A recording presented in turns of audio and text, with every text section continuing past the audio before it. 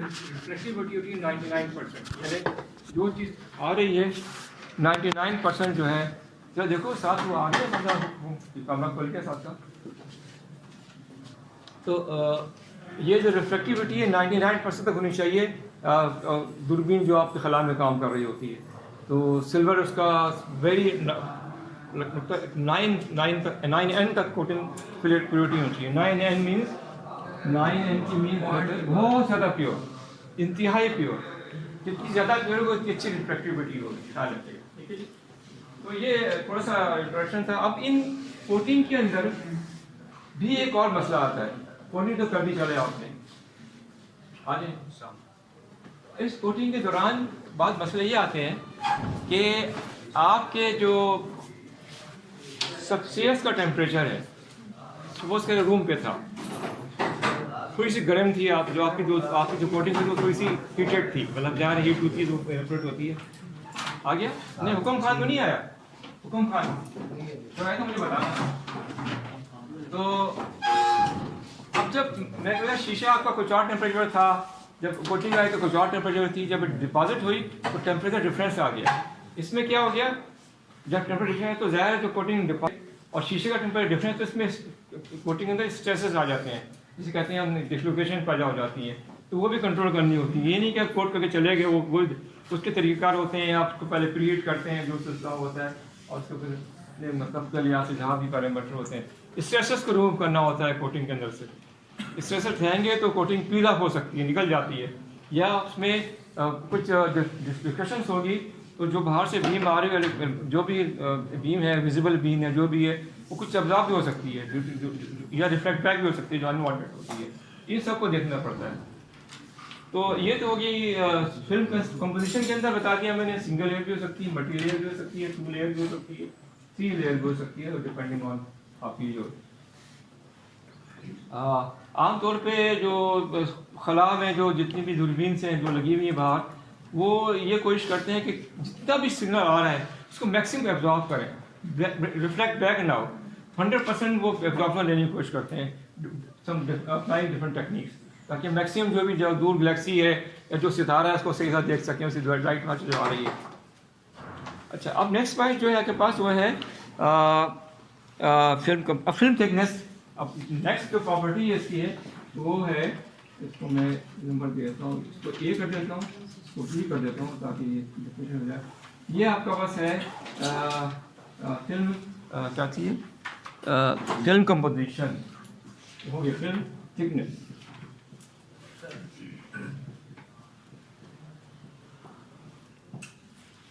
ये जो है फिल्म थिकनेस, ये पार्ट प्ले करती है। अगर सपोज करें आपके पास एक कोटिंग ये है और दूसरी कोटिंग थोड़ी सी मोटी है, सबसे ये आपके पास मोटी है, ये मैं इसको बड़ा मोटा कर देता हूँ, ये थोड़ी सी इस पे फर्क है इनके थिकनेस के अंदर। देखें, अब देखें इनके दरमियान अगर मैं इसको बड़ा करूँ, इनलार्ज करूँ, बड़ा करके देखो तो ये गैप है, बड़ा कर दिया मैंने, इसको बड़ा कर दिया, तो मैं जूम कर दिया, जूम,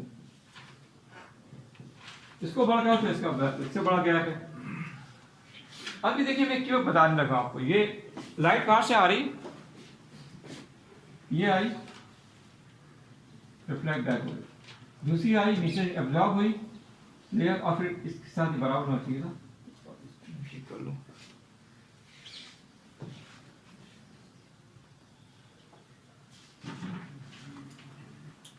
ये आई, ये अब देखिए इसमें जो ये रिफ्लेक्ट बैक हो गई यहाँ से, इसमें यहाँ ऐसे यहाँ हो रहा है, ये आई, ये चली गई, फिर ये आई और ये चली। इनमें फर्क क्या आएगा, इसके फर्क की वजह से आपको जो वेव आ रही है वो उसका शेप चेंज होगा, या तो वेव सीधी सीधी आएगी, ये सीधी चली जाएगी, ठीक है, या यूं आएगी या यूं आ जाएगी, सीधी जो उसके साथ फेज में आ जाएगी। तो यहाँ क्या है, कंस्ट्रक्शन बनेगी तो आपको इमेज मैग्नीफाई होकर नजर आएगी, ज़्यादा ब्राइट होगी। या इसमें क्या होगा, सपोज कर यही चीज़ यहाँ हो रही है इसी वेवलेंथ की, तो ये वेव यूँ आती, ये चली जा रही है, दूसरी इस वक्त यूँ आती, उसके अपोजिट, ग्रुप के अपोजिट, तो क्या होता है, डिस्ट्रक्टिव इन्फ्लुएंस, आपको कुछ लाइट नजर नहीं आती।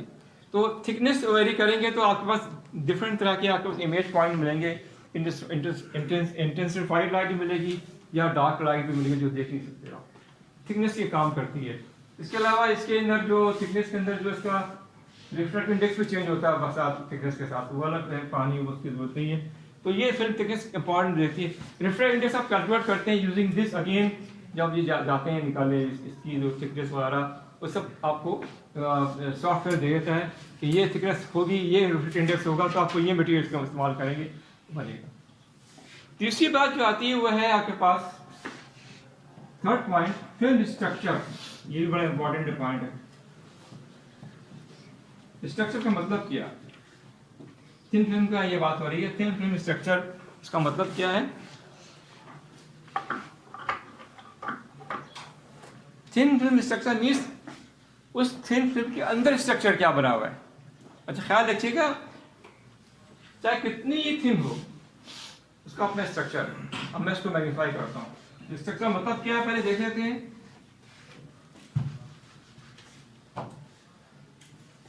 आपने सॉलिड स्टेट सब पढ़ के आ रहे हैं, मटेरियल साइंस पढ़ के आ रहे हैं सब लोग। मटेरियल साइंस पढ़ी सबने? तो उसमें हम कॉन्सेप्ट देते हैं हमेशा मटेरियल साइंस में ग्रेन्स का। ग्रेन्स क्या होते हैं? ग्रेन एक ग्रेन के अंदर बहुत सारे प्लेन्स होते हैं और सारे प्लेन एक ही लाइन में एक ही डायरेक्शन में होते हैं। जैसे अगर उस ग्रेन में 110 प्लेन है, सारा एक ग्रेन होगा पूरा 110 का। अगर ये पूरा एक ग्रेन बड़ा हो जाए तो हम उसको कहते हैं सिंगल क्रिस्टल बन जाता है। ठीक है, ये एक ग्रेन जो है प्रिमिटिव सेल होता है। तो ये प्रिमिटिव सेल से ग्रो होती है फिल्म, तो पूरा एक डायरेक्शन में होती है। लेकिन इस फिल्म को ग्रो करने के लिए और एक डायरेक्शन में ग्रो करने के लिए बहुत एक्सपेंसिव टेक्निक होती है ताकि वो हम इसको एक डायरेक्शन में ग्रो करें। जैसे मैंने आपको मिसाल दी थी कि ये जो आपका सोलर सेल है, सिलिकॉन ऑक्साइड के इसके पे जो पैनल लगे होते हैं बारीक बारीक सिलिकॉन ऑक्साइड के लेयर, वो इस पर सिलिकॉन के लेयर होते हैं 111। इसमें दो तरह के स्ट्रक्चर होते हैं, एक सिंगल क्रिस्टल होता है और एक मल्टी पॉलीक्रिस्टल होता है। आमतौर पर हम घरों में पोलिस्टाइन लगाते हैं, सस्ती पड़ती है। सिंगल क्रिस्टल बहुत एक्सपेंसिव होता है। सिंगल क्रिस्टल ग्रो करने का मतलब ये है कि आपका पूरा जो वेफर बना हुआ, जो भी सिलिकॉन का जिसे बनाए जा रहे हैं, उस सारे क्रिस्टल के डायरेक्शन अंतर जो एक गिरे या दो गिरे सारे 110 डायरेक्शन में है या 11 डायरेक्शन में। तो मैक्सिमम रिफ्लेक्टिव देगा आपको, मैक्सिमम रिफ्लेक्टिव देगा या मैक्सिमम एब्जॉर्ब, दोनों काम करेगा, एब्जॉर्ब करेगा। तो ये बड़ा स्ट्रक्चर का मतलब ये है कि फिल्म के अंदर जो स्ट्रक्चर है वो मैं लिख देता हूँ यहाँ पर कि इसको आगे लिखिएगा नीचे, it is a internal structure of a particular film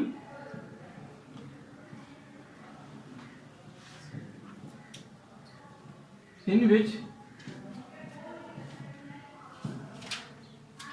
grains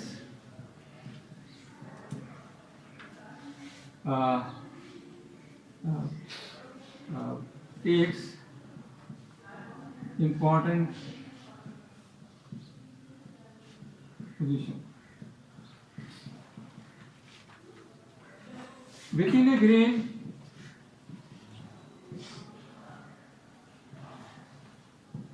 there are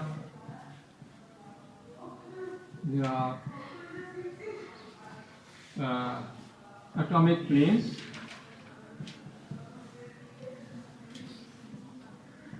which are either in one direction or in different direction.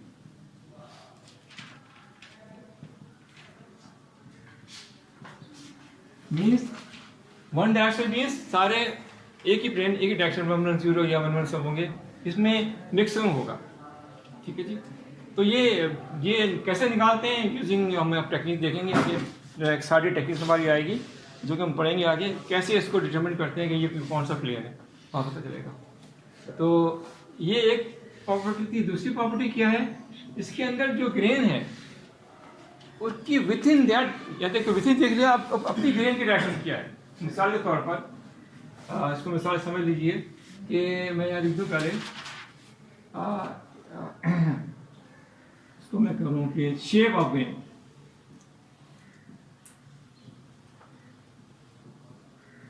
Shape क्या मतलब हुआ कि आपके पास ये मैं एक फिल्म को काट के साइड से बड़ा करके देख रहा हूँ, बहुत 1,00,000 टाइम बड़ा कर दिया मैंने। हाँ, अब नजर क्या आएगा? ये सबस्ट्रेट है नीचे, अच्छा एक नजर कैसे आते हैं अगर इसको आप ऊपर से देखेंगे? ये तो साइड से, ये अब मैं देख रहा हूँ ये ऊपर, ये आप ये आपके पास फिल्म है, सॉरी ये फिल्म है, इसको आप क्यों देख रहे हैं इस तरह से? आपकी माइक्रोस्कोप के ऊपर रखी हुई, अभी साइड से नहीं देख रहे, तो कैसे नजर आएगा? ये मैं इसको इस तरह देखा था कि ऊपर समझ, आप ग्रेन्स ऐसे नजर आएंगे जैसे कि ये इस तरह, ये सारे लाइनें होंगी और बीच में ये ग्रेन्स होंगे इसके, ये बड़े होंगे सारे,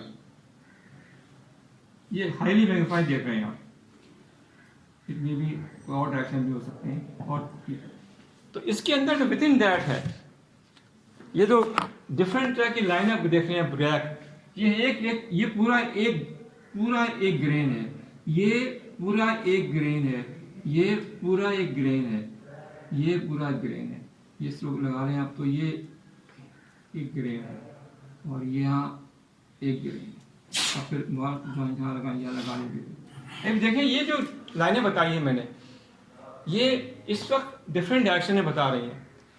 एक अगर आप देखें एक ग्रेन को इसमें से, तो ये होगा सिंगल क्रिस्टल, एक ही प्लेन में होगा, लेकिन क्योंकि अब ये बहुत सारे ग्रेन डिफरेंट डायरेक्शन में है, तो this is called the multi layer या पॉलीक्रिस्टल मटेरियल। एक सिंगल क्रिस्टल था विद इन दैट, और बहुत सारे ग्रेन जमा हो गए डिफरेंट डायरेक्शन में, तो ये आपके पास पॉलीक्रिस्टल मटेरियल बन गया। तो अब डिपेंड करता है आप सिंगल लेयर में जा रहे हैं या मल्टी लेयर में जा रहे हैं। आमतौर पर जो कोटिंग करने जाते हैं इस तरह के, जो पीवीडी से जो पढ़ाया था उसमें आमतौर पर मल्टी लेयर होती है। अच्छा, ये तो आपने देख लिया इस ग्रेन का ऊपर वाला हिस्सा, जो आपने काटा, उसको काटा नहीं बल्कि सिंपली आपने एक्सो पर रखा और देख लिया। अब साइड काट के क्या होगा? अब इसको साइड कट करूंगा, इसको डायग्राम बनाऊंगा, इसको चल जाएगा, लेकिन वही सबस्ट्रेट, लेकिन ये काट दिया गया साइड से, बजाय इसके हम ऊपर से देख रहे हैं, हमने उसको यहाँ से सिंपल ब्लेड से काटा।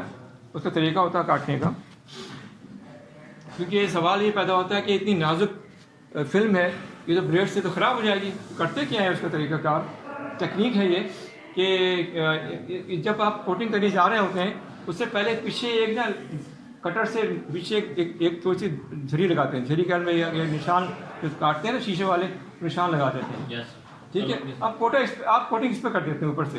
अब जब इसको जब साइड से देखना चाहें तो हल्का सा टैप करेंगे, ये टूट जाती है इस लाइन से, तो वो आपकी जो साइड है एक्सपोज हो जाती है। इसको इस तरह लगा के फिर माइक्रोस्कोप में लाइट इलेक्ट्रॉन माइक्रोस्कोप देखते हैं, तो हाई बैक करके देखते हैं, तो क्या नजर क्या आएगा? अच्छा, वो देखें। तो ये सबस्ट्रेट था टॉप व्यू। अब देखेंगे हम साइड व्यू।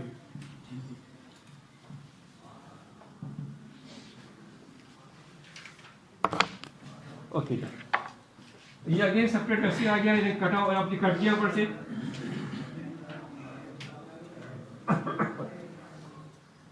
अब जो स्ट्रक्चर होगा आपका, देखिए ये देख रहे हैं दीवारें बीच में इसकी, ये दीवारें सारी दीवारें, ये दीवारें ऐसे नजर आएंगी आपको। अब एक्चुअल पिक्चर नहीं दिखाता, बड़ा क्लियर होती है, ये इस तरह होंगी।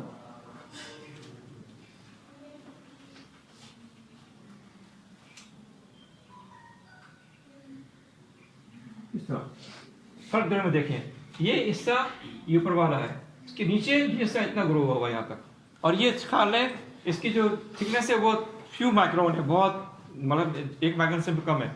बड़ा करके देख रहे हैं 1,00,000 टाइम।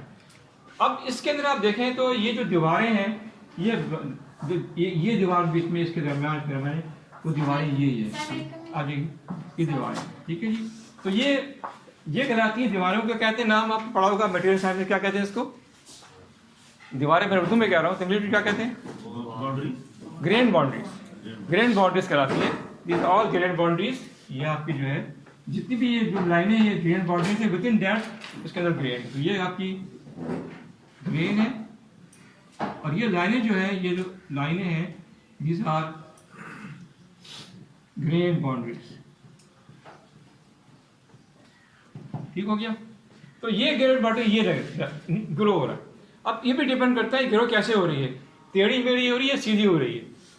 और टेढ़ी मेढ़ी होगी तो फ़ायदा उसका ये होगा कि वो ज़्यादा स्ट्रांग होगी, एक दूसरे के अंदर घुसी होगी, तो वो जो आपकी जो कोटिंग है बहुत स्ट्रांग होगी, और जिस पे भी ये लगाएंगे शीशे पे या किसी और मटेरियल पे तो स्ट्रांगली बॉन्डेड होगी, ये टूटेगी नहीं। देखिए अगर ये सीधी सीधी हो जाए फिर ये कोटिंग वीक होगी, और वीक के साथ साथ ये स्ट्रांगली बॉन्डेड नहीं होगी। समझ गया ना? तो ये था all about the structure of the film, और जो डिफरेंट तरह की स्ट्रक्चर्स और थिकनेस की बात। अच्छा, इसमें एक और देखिएगा, ये इसकी इन वन डायरेक्शन और इन डिफरेंट डायरेक्शन, ठीक है जी।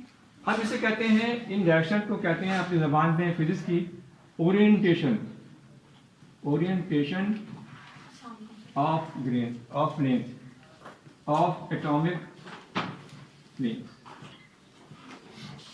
वही बात है जो हमें वन डायरेक्शन कह लें या वादे की। ओरिएंटेशन मीन्स कितने जितने भी प्लेन है किस डायरेक्शन में सब लाइन हुआ है। या तो कोई सवाल, आगे बढ़ते हैं। सर वो आप बता रहे थे कि साइड व्यू देखने से ब्रेक होता है, फिर किस तरह ब्रेक होता है? टेक्निक है सुबह से। ये जो है ये शीशा है, ये मोबाइल शीशा का पतला शीशा है, इस पर हमने क्या किया, एक डायमंड कटर से स्केल रखा फुटा, जब ये बाहर था, जब हमने कोटिंग में नहीं डाला था, हमने वो डायमंड कटर पे एक स्केच डाल दिया। स्केच बहुत बारीक सा स्केच हुआ, लेकिन वो वहाँ पर एक डिस्ट्रैक्शन पैदा कर देता है उस प्लेन के दरमियान। अब वो आराम से उसको स्केच टूट जाएगा। देखिए आपने कभी गौर किया है, अक्सर कभी सोचा करें कि ये जो पेपर पीस ऑफ पेपर है, इसको हम यूँ फाड़ेंगे तो डिफरेंट लाइन में फटेगा। ये लाइन डाल देंगे तो एक लाइन डाल देंगे सब तरफ दबा के, तो उसी डायरेक्शन में फंसे। क्यों फटता है ये, तो क्या रीज़न होगी? रीज़न सिर्फ यही है कि आपने वहाँ इस पूरी लाइन में यहाँ से एक डिस्ट्रीब्यूशन पैदा कर दिया, डिफेक्ट पैदा कर दिया है। अब पूरा डिफेक्ट यहाँ से पूरा एक है, इसमें डिफेक्ट नहीं था तो वो उसका कट भी कटता था, इसलिए ये यहाँ आप डिफेक्ट पैदा करके उसको फाड़ते हैं। सरफेस के ऊपर जो है, हाँ सरफेस के ऊपर, हाँ सरफेस के ऊपर वो कोटिंग की, शीशे की बात कर रहे हैं, शीशे पे। हाँ, जिस साइड पे कोट वहाँ नहीं करेंगे, पीछे करेंगे उसके बैक पे। अगर ये आपने यहाँ कोट करना है तो पीछे आप उसको स्केच डालेंगे, फिर उसको यूँ करेंगे, कट जाएगा, वो टूट जाएगा वहाँ से। सर ये जो थिन फिल्म है ये भी क्रिस्टल ही होती है, मतलब क्रिस्टल की शेप? नहीं, वो डिपेंड करता है कि मल्टी पॉली क्रिस्टल भी हो सकती है, सिंगल भी हो सकती है। और ये एक ग्रेन है जो ये तो एज अ क्रिस्टल इसको लिया जा सकता है। लिया जा सकता है, ये बहुत सारे मिल गए ना, जहाँ इस पूरे, ये तो एक बहुत ही छोटे टुकड़े में था ना, यहाँ मैं देख रहा हूँ। अब पूरे से देखें तो बहुत सारे गहने डिफरेंट डायरेक्शन में होंगे, तो मल्टी ओरिएंटेशन हो जाएगी डिफरेंट तरह की। तो ये सवाल क्लियर हो गया सब? इससे रिलेटेड हमने जो काम किया था KRL में, अपने जो मैं मॉरी पे काम कर रहा था, उसके बाद हमने न्यूक्लियर डिवाइस पे भी काम किया। मैंने बताया था पहले आप लोगों को कि हमने तुक्के में काम किया था और काम बड़ा अच्छा हो गया था माशाल्लाह से। तो बार तो तुक्के लगते हैं, काम बहुत अच्छा हो जाता है। हो रहा था कि हमें एक मशीन दी गई थी कि बाहर से आई थी, वो बिल्कुल ऐसी पड़ी थी कि इसको चलाना है, हमें चला, हमने इलेक्ट्रॉनिक इंजन लगा दिया, मैं लग गया, चला दिया। अब करना क्या उसके अंदर, करने का किताबें पढ़ी तो कितने, ये तो बड़ी शानदार चीज़ है, कोटिंग की मशीन आ गई है। तो होता ये था कि जब कोई चीज़ सेंसिटिव लेनी होती थी ना बाहर से, तो खान साहब ये करते थे कि ऐसे ब्राइब उस साइंसदान को उसकी दूसरी मशीन भी ले लेते थे ऐसी, उसको पुश करने के लिए। तो वो मशीन उनके लिए बेकार होती, हमारे लिए फ़ायदा हो गई। वो तुक्के में आ गई थी, वो हमारे लिए वो फ़ायदा हो गई इसमें। फिर हमने उस पर काम शुरू किया और हमने एक डिफरेंट कोटिंग डेवलप की। एक कोटिंग थी टाइटेनियम नाइट्राइड की, TIN। देखने में वो कोटिंग जो थी बिल्कुल गोल्ड कलर, जैसे ख्वातीन जो पहनती ना, जो ज़ेवरात, एक्जैक्टली वही कलर है उसका, टाइटेनियम नाइट्राइड का। लेकिन उसकी खासियत ये थी कि वो कोटिंग बड़ी हार्ड किस्म की थी, उस पर जब आप लोड डालते थे तो वो बर्दाश्त कर सकती। एक तो ये था। फिर उसके बाद उसकी पोरोसिटी बड़ी कम थी। मैं वो नाम नहीं बता रहा जो हमने एक्चुअल मटेरियल बनाया था, मैंने आपको नाम फेंक दिया है ताकि वो फिर क्लासिफाइड चीज़ें आ जाती हैं। तो टाइटेनियम नाइट्राइड की कोटिंग हमने आमतौर पर की थी, जो न्यूक्लियर डिवाइस पर की थी कुछ और थी, लेकिन थी इसी फील्ड की थी। तो इसकी पोरोसिटी कम थी। जब इसको हमने इस्तेमाल किया, हमारा जब गरीब पहला चला, हमने जब फायर किया, तो उसका मसला आया था कि वो कहीं टारगेट पर गिरता नहीं था। मतलब तकरीबन अगर 1 मीटर का टारगेट देते थे तो वो कहीं और, मतलब 1 किलोमीटर का देते तो वो 2 किलोमीटर दूर जा गिर जाता। मसला ये था कि अंदर जिसके सर्किटरी थी वो जब चल ऊपर जाती थी तो उसमें जो मेक एंड ब्रेक होता था, एक सर्किट था, तो वहाँ वो कोटिंग जो भी चीज़ थी वो इरोड हो जाती थी। तो जो सिग्नल जाता था वो जाहिर है, जब सिग्नल जाएगा तो वो गलत जाएगा। तो ऐसी कोटिंग चाहिए थी जो कि इलेक्ट्रिक सिग्नल को बर्दाश्त करती है, वो कोरोड ना हो। तो उन्होंने ये ट्राई किया और वो फर्स्ट क्लास हो गया, उससे बेहतरीन चला। पहले किसी को नहीं पता था, डिफेंस में हमने ये फिर कोटिंग इस्तेमाल की। फिर न्यूक्लियर डिवाइस का मसला आया कि अगर उसको शेल्फ लाइफ बढ़ाना चाहते हैं, वैसे तो जिरकोनियम ऑक्साइड कोट करते हैं दुनिया में, लेकिन वो 10 साल बाद उसकी शेल्फ लाइफ ख़त्म हो जाती है। फिर वो पूरा जो न्यूक्लियर डिवाइस के अंदर जो यूरेनियम का पूरा जो होता है इंडिश, वो ऑक्सीडाइज हो जाता था। तो हमने फिर वहाँ भी इसको इस्तेमाल, क्योंकि किसी प्रोसिटी बड़ी कम थी, तो हमने वहाँ भी ट्राई किया। माशाल्लाह अभी हमारा जितना वो हमने कोट किया था सब 50 साल 20 साल तो गुजर गया आराम से है, कुछ नहीं उसको हुआ। तो ये हमारा टुक्के में काम हुआ था, लेकिन बाद में बड़ा ज़बरदस्त काम हुआ माशाल्लाह से। और सर स्टेम टेक्नोलॉजी में कौन सी कोटिंग है? स्टेल टेक्नोलॉजी में कार्बन फाइबर रेनफोर्स स्ट्रक्चर होता है, और उसके बाद कोटिंग का नहीं पता मुझे सेक्स, लेकिन ऐसी कोटिंग होती है जो माइक्रोवेव को एब्जॉर्ब करती हो। मतलब जाहिर जो आपकी जो रेडार वेव्स हैं वो सारी माइक्रोवेव्स होती हैं, वो उसके अंदर एब्जॉर्ब वापस नहीं आती। जब वापस जाएगी तो रेडार देख ही नहीं सकता। वो आमतौर पर स्ट्रक्चर उसका कार्बन का होता है, ऊपर पता नहीं मुझे कौन सी कोटिंग होती है। लोग काम कर रहे हैं, ऑलरेडी लोगों ने काम कर भी लिया इस पर। हमारे AWC में काम हुआ काफ़ी चाइना की मदद से, उसका मुझे कोटिंग का नहीं पता कि मैं इस बात रिटायर हो चुका था, उसके बाद मालूम नहीं क्या हुआ क्या। फिर वो दूसरे तरह की कोटिंग है, वो इससे नहीं होती। PVD वो CVD प्रोसेस होता है सारा। सर वो एक वर्ड आप प्योरिसिटी यूज कर रहे हैं, इसका क्या मतलब? क्या चीज़? प्योरिसिटी कुछ वर्ड आप यूज कर रहे हैं। प्योरिटी? प्योरिसिटी आपने एक वर्ड यूज किया सर, इसका मैं बता पोरिसिटी और अच्छा पोरेसिटी, हाँ बताओ चलो। बस ये वो है क्या? सर के बैठ के बड़ा करो यार, क्या रेंज के दरमियान में कितने पोर्स रह जाते हैं या कितनी एम्प्टी स्पेसेस जो मटेरियल की कोटिंग है उसके बगैर रह जाती है। हाँ देखिए, एक ख्याल रखिएगा, पोर का मतलब सुराख बारीक बारीक। इसमें माइक्रो स्केल के या नैनो स्केल के पोर्स होते हैं। और ख्याल रखिएगा दुनिया में जितनी भी कोटिंग्स है, चाहे कितनी अच्छी कर लें आप, बाय नेचर में पोर्स रह जाते हैं। कैसे इसको रिड्यूस करेंगे? फिर आप मल्टी लेयर करते हैं, एक लेयर लगाइए अपने पहले, फिर दूसरी किसी और मटेरियल की या कुछ और सी मटेरियल को डिफरेंट थिकनेस में दे दिया, तो फोर्स और कम हो गए। तो कम कर सकते हैं लेकिन बिल्कुल ख़त्म नहीं कर सकते। इसलिए आप देखा होगा आपने कि ये गिलास जो शीशा होता है, हमारे घर में आईने होते हैं, अक्सर इसमें पीछे से वो जो आपकी जो कोटिंग झड़ने लगती है, या जो कलई कराते हैं बर्तन वो ख़राब होने लगते हैं, और बहुत चीज़ें हैं जिसमें आहिस्ता आहिस्ता वो जो कोटिंग है वो ख़त्म हो जाती है। तो उसके लिए ये है कि आप कम से जितना ज़्यादा प्लास्टिक कम करेंगे उतनी चीज़ वो भी एक्सपेंसिव हो जाती है। सही है? यहाँ कोई सवाल? एक सवाल मैं और घरेलू नुस्खा बताऊँ। घरेलू नुस्खा, जब मकान बनाते हैं तो बड़े अच्छी किस्म के सैनिटरी वेयर लगाते हैं, मतलब नलके चमकीले किस्म के और फला वही हाँ फैसल सैनिटरी के या कोटा के। होता क्या है हमारे पाकिस्तान में जितने भी पानी है इसमें बहुत सारे डिजॉल्व सॉल्ट होते हैं, तो वो उसमें जमने शुरू होते हैं बाहर ना, वो फिर उसकी जो है डिमनेस, उसकी जो शाइनेस कम हो जाती है। ठीक कैसे करेंगे उसको घर में? कैसे रिमूव करेंगे लिया? वैसे तो आप तेज़ाब लगाएंगे तो सारा वो सब खराब हो जाएगा। हाँ क्या करेंगे आप? सिरका इस्तेमाल करेंगे, जो घर में सिरका होता है उसको रखिए, उस पर मलें और वो चमक जाएगा, बिल्कुल वैसे ही हो जाएगा, उसमें कोई नुकसान नहीं होगा, उसके नीचे चमकता रहेगा 24 आवर्स तक। घर में ये काम करें, आपके सारे नलके जो खराब हुए हैं वो चमकाएं दोबारा से। हाँ सिरका फौरन साफ करता है या टाइम लगता है? लगा के छोड़ दें 5 मिनट के लिए, फिर पानी डाल साफ हो जाएगा। सिरका जो घर के बोतल में वाइट विनेगर जाता है, उसे घर में बना ही सकते हैं, 15% बना सकते हैं। वो ज़्यादा से एसिटिक एसिड डालें, उससे 15 ग्राम ये डालें, 100 ग्राम पानी डाल दें, इसके सिरका तैयार घर का। लेकिन इसको खाइएगा नहीं, वो फूड ग्रेड नहीं होगा। फूड ग्रेड थोड़ा महंगा होता है। अच्छा जी, तो यहाँ तक तो कोटिंग की बातें बड़ी कर ली। अब आगे बढ़ते हैं और नेक्स्ट हमारा टॉपिक होगा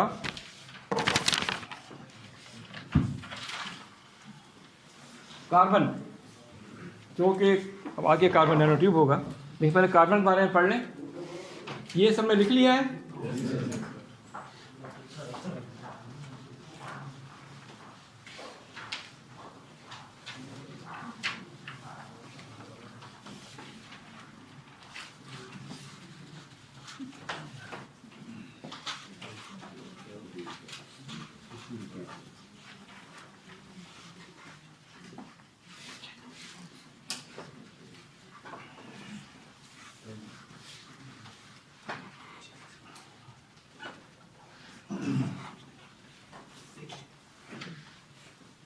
अच्छा जी, इससे पहले मैं डायग्राम बनाऊँ।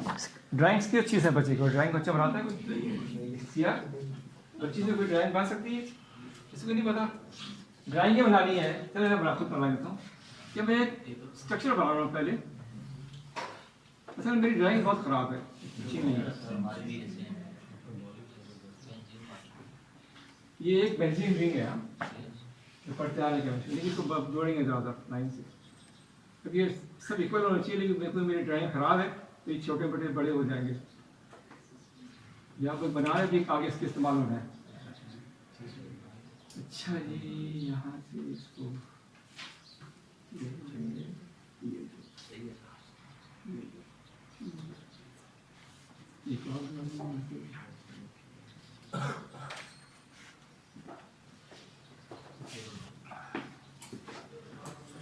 छोटा बड़ा हो रहा है, इसका क्या कर सकते हैं? नहीं हो सकता, सब इक्वल है, खाली सब साइज में इक्वल है। ड्राइंग वाइज डिफरेंट हो रही है, साइज में इक्वल।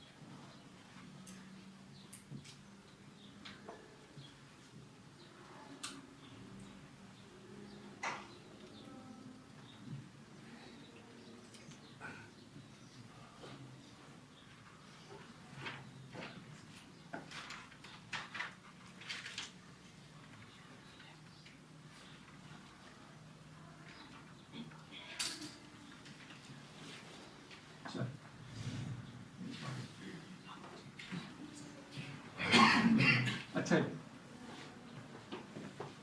पहले तो बेसिक सवाल करते हैं। सवाल आप आज ये बताएं, एक होती ग्रेफाइट तो एक होता है डायमंड, इन्होंने बेसिक फर्क किया है ग्रेफाइट एंड डायमंड। क्या फर्क है? कौन सा हार्ड है, कौन सा नरम है? डायमंड हार्ड है। क्यों? की बात बाद में आई, पहले बता क्यों? ग्रेफाइट एटॉमिक लेयर्स में है और ये जो है वो डायमंड स्ट्रक्चर है। देखिए आप सब तो बच्चे पढ़ा रहे हैं, उनको तो पता ही होगा, जो एफएससी में पढ़ते आ रहे हैं कि ग्रेफाइट नरम क्यों होता है? इसलिए कि इसके जो लेयर हैं बिल्कुल इक्वल लेयर होते हैं आपस में, ये प्लेन्स। तो उसमें दरमियान जो बॉन्डिंग है वो डिफरेंस है आपस में, इंटरनल फोर्सेस वीक होती हैं, तो क्या होता है वो बहुत नरम होता है। तो लेकिन जब आप उसको कन्वर्ट करते हैं दूसरे उसके अंदर, डायमंड के अंदर, तो ये स्ट्रक्चर गुडमुड हो जाता है आपस में, तो इनके अंदर स्ट्रॉन्ग बॉन्डिंग जाती है। बड़े बड़े hardest material in the world जो है डायमंड है इसको। अच्छा, दूसरी बात बताएं कि एक और चीज़ मैं कहानी बताऊँ उसकी, कि हम जो पेंसिल है अपने जो इस्तेमाल करते हैं, जैसे आप उर्दू में कच्ची पेंसिल कहते हैं, इसको हम क्यों कहते हैं कच्ची पेंसिल? और ये बताएं इसको, ये तो है बेसिकली तो पेंसिल, और इसको लेड पेंसिल कहते हैं। लेड पेंसिल क्यों कहते हैं, ग्रेफाइट क्यों कहते हैं इसको? तो ग्रेफाइट ही होगा, लेकिन लेड पेंसिल कहते हैं। वजह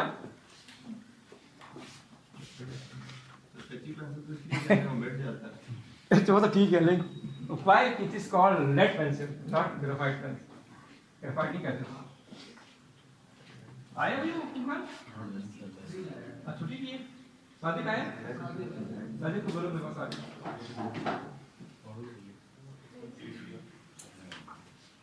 ठीक, थोड़ा सा हाँ सर, उसमें कुछ ऐड की मिकदार डाली जाती है ग्रेफाइट को, ताकि वो थोड़ा सख्त सा। हाँ, ये सवाल है। मुख्तलिफ पेंसिल में मुख्तलिफ उसके ऊपर सर एचबी भी है।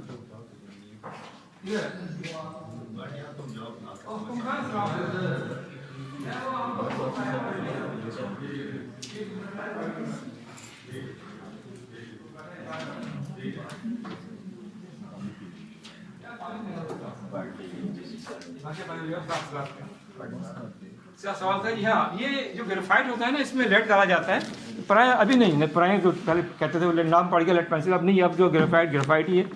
लेड पेंसिल में इसको हार्ड करने के लिए बनाया जाता है, अगर वो वैसे रखेंगे सिक्का बनाएंगे टूट जाएगा फ़ौरन।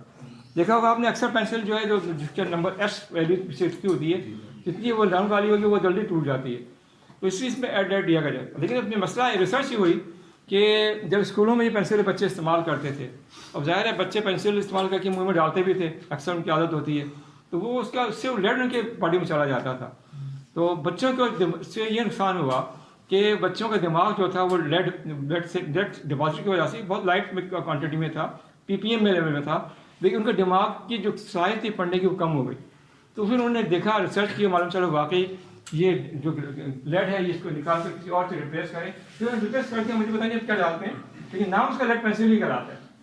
इसके अलावा एक और बात बताऊँ आपको, जो एक रिसर्च थी और भाई पाकिस्तान में रिसर्च की गई थी और बड़ी सही रिजल्ट थे उसके। रिसर्च जो है तकरीबन 25 और 30 ईयर्स में थी। उन्होंने ये किया कि पाकिस्तान की इतने बड़ी बड़ी सड़कें हैं, उनके इर्द जो इमारतें बनी हुई हैं, उसमें रहने वाले बच्चे और दूर अफ्तादा मकाम जहाँ पर गांव के बच्चे, उनका एक स्टडी की, उनकी ब्रेन ग्रोथ कैसी होती है, उनके बाद उनको सलाहियत कैसी है पढ़ने की। तो रिसर्च ये की गई, बताया गया जो गाड़ी, अब तो ये पेट्रोल नहीं आ रहे लेड वाले, पहले लेड वाले पेट्रोल आते थे, इसमें लेड अब लिखता था अनलेडेड लिखा होता बड़ा बड़ा। इसकी वजह ये थी कि जो बच्चे वहाँ उस शहरों में पैदा हुए और जो बच्चे गाँव में पैदा हुए, जो शहरों वालों ने ज़्यादा इनहेल किया lead quantity, due to that धुआं जो निकलता था, तो उनका दिमाग की ग्रोथ जो बहुत ख़राब रही, जबकि गांव के बच्चे बड़े शार्प थे। और ये इस पर उन्होंने लम्स वालों ने शायद इस पर एक्सपेरिमेंटल किया था, मतलब वो उसके इस्तेमाल किया। उन्होंने कुछ बच्चे अपने टेस्ट के लिए, एंट्री टेस्ट के लिए गांव से बुलाए जो कि एक ख़ास लेवल के थे, शहर से लाए, तो सारे बच्चे जो थे गांव के वो टॉप कर गए, उनको वहाँ स्कॉलरशिप मिली, वो पढ़े आगे। तो ये फ़र्क था। तो फिर उसके बाद ये अनलेडेड पेट्रोल आया, जिसके बाद आपके पास चीज़ें ठीक हुई। अभी भी मसला है कि कार्बन एमिशन तो अभी भी है ना। सर ये लेड वाला सारा मामला कौन से ईयर में, मतलब इसका हमें तारीख नहीं पता है, मैं तारीख की याद रहती नहीं मुझे। नहीं, ये तो बहुत तकरीबन 30-40 ईयर बैक चला गया। आप लोग सेफ वैली और मसले आपके हैं ना, आप तो वो क्या कहते हैं, वो गुल पी के टक टक करते हो रेड बुल पीते और सब कुछ ठीक हो गया, वो एक और खतरनाक चीज़ है। सुबह वर्जिश करो, टक टक अच्छा करोगे, ये तो उस पर टक टक करते हो ना, वो खतरनाक है। तो खुद वर्जिश में टक वो मजबूत चीज़ होगी। फिर वेल अच्छी स्टोरी है वो, बड़े इसके रिजल्ट अच्छे नहीं आगे जाकर। अच्छा, कार्बन के लिए बात की, ग्रेफाइट बता दिया, डायमंड क्या होता है हमने स्ट्रक्चर देख लिया कैसा होता है। ये एक शीट है कार्बन की, अभी इस पर हम डिस्कस करेंगे, लेकिन हम चाह रहे हैं कि पहले इसके बारे में लिख लें, फिर आपको सुनाते जाते हैं। तो कार्बन की बहुत सारी फॉर्म्स हैं।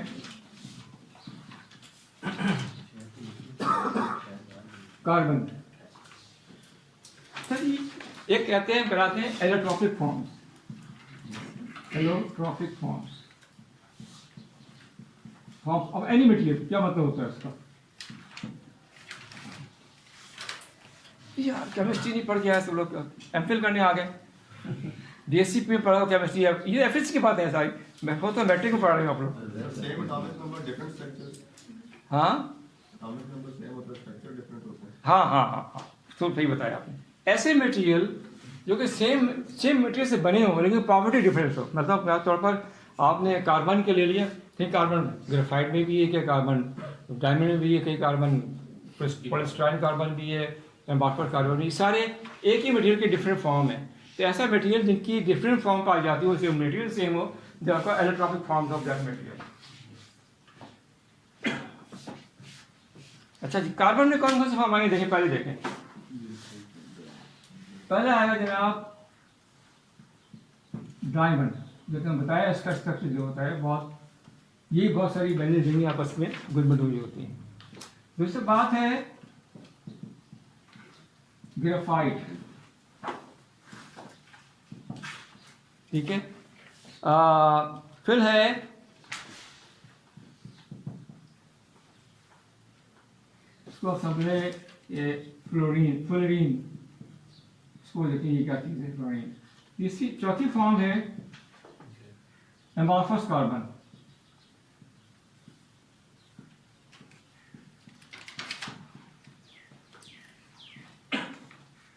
बाकी फॉर्म है वो है carbon nanotube.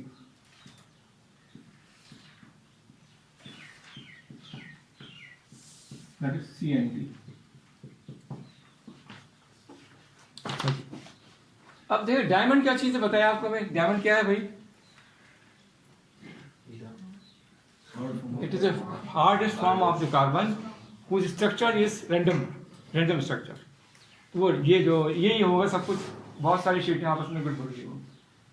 Graphite, it is again a electric form of carbon, has a very well defined structure, having a different downline between their layers, or have a very weak van der Waals forces। Fluorine इससे basically इसको आप इसकी football बना दें तो बक्की ball, कौन बोला था बक्की बॉल की याद आया किसी को? ये बक्की बॉल ऐसे में बक्की साहब ने याद किया था, उसका नाम बक्की बॉल पड़ गया। इस फल को गोल कर दे जैसे फुटबॉल होता है हमारा, देखो आपने जो वो बक्की बॉल की शक्ल है, उसमें बहुत सारे हेक्सागोन जो है अब जुड़े होते हैं, उसे गोल कर दें। फ्लोरीन कह लें या बक्की बॉल कह लें, एक ही चीज़ है। आती है इसके बाद एमॉर्फस कार्बन, ऐसा कार्बन जिसका कोई स्ट्रक्चर देखने जाए इसमें कोई प्लेन नहीं होगा, 110 कुछ नहीं होगा, सिंपली वो जो एक्स से हम करेंगे इसका तो पिक 2 नहीं आएगी। फिर आगे कार्बन नैनोट्यूब्स, ये अगेन इसको रोल कर दें कार्बन नैनोट्यूब बन जाएगी, यानी इसका स्ट्रक्चर वहाँ पे घुमा दें।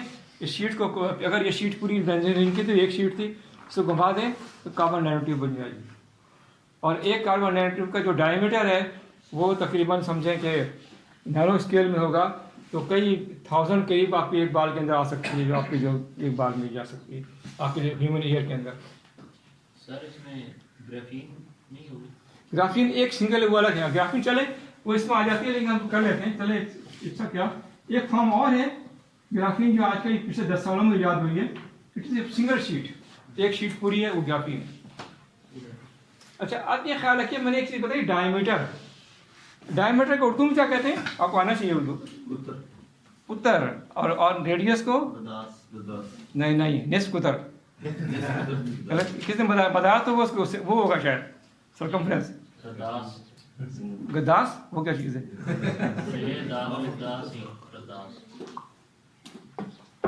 हम तो पढ़ते थे निस्फ उत्तर और कुतुब, और वो कहते सर्कल को कहते दायरा, तो पता ही होगा सबको, उर्दू थोड़ी आनी चाहिए आप लोगों को।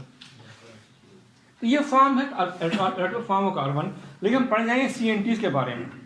इससे पहले कि हम जाएँ डिटेल में इसके स्ट्रक्चर के बारे में कोशिश कीजिए तो समझ लीजिए पहले कि आपके पास ये एक स्ट्रक्चर बना हुआ है। मैं कोई एक पॉइंट लेता हूँ यहाँ। अच्छा ये ख्याल है कि ये पॉइंट जो है पर ये सिमेट्रिक पॉइंट होते हैं, सिमेट्रिक के सारे इनका डिस्टेंस आप सब इक्वल होता है।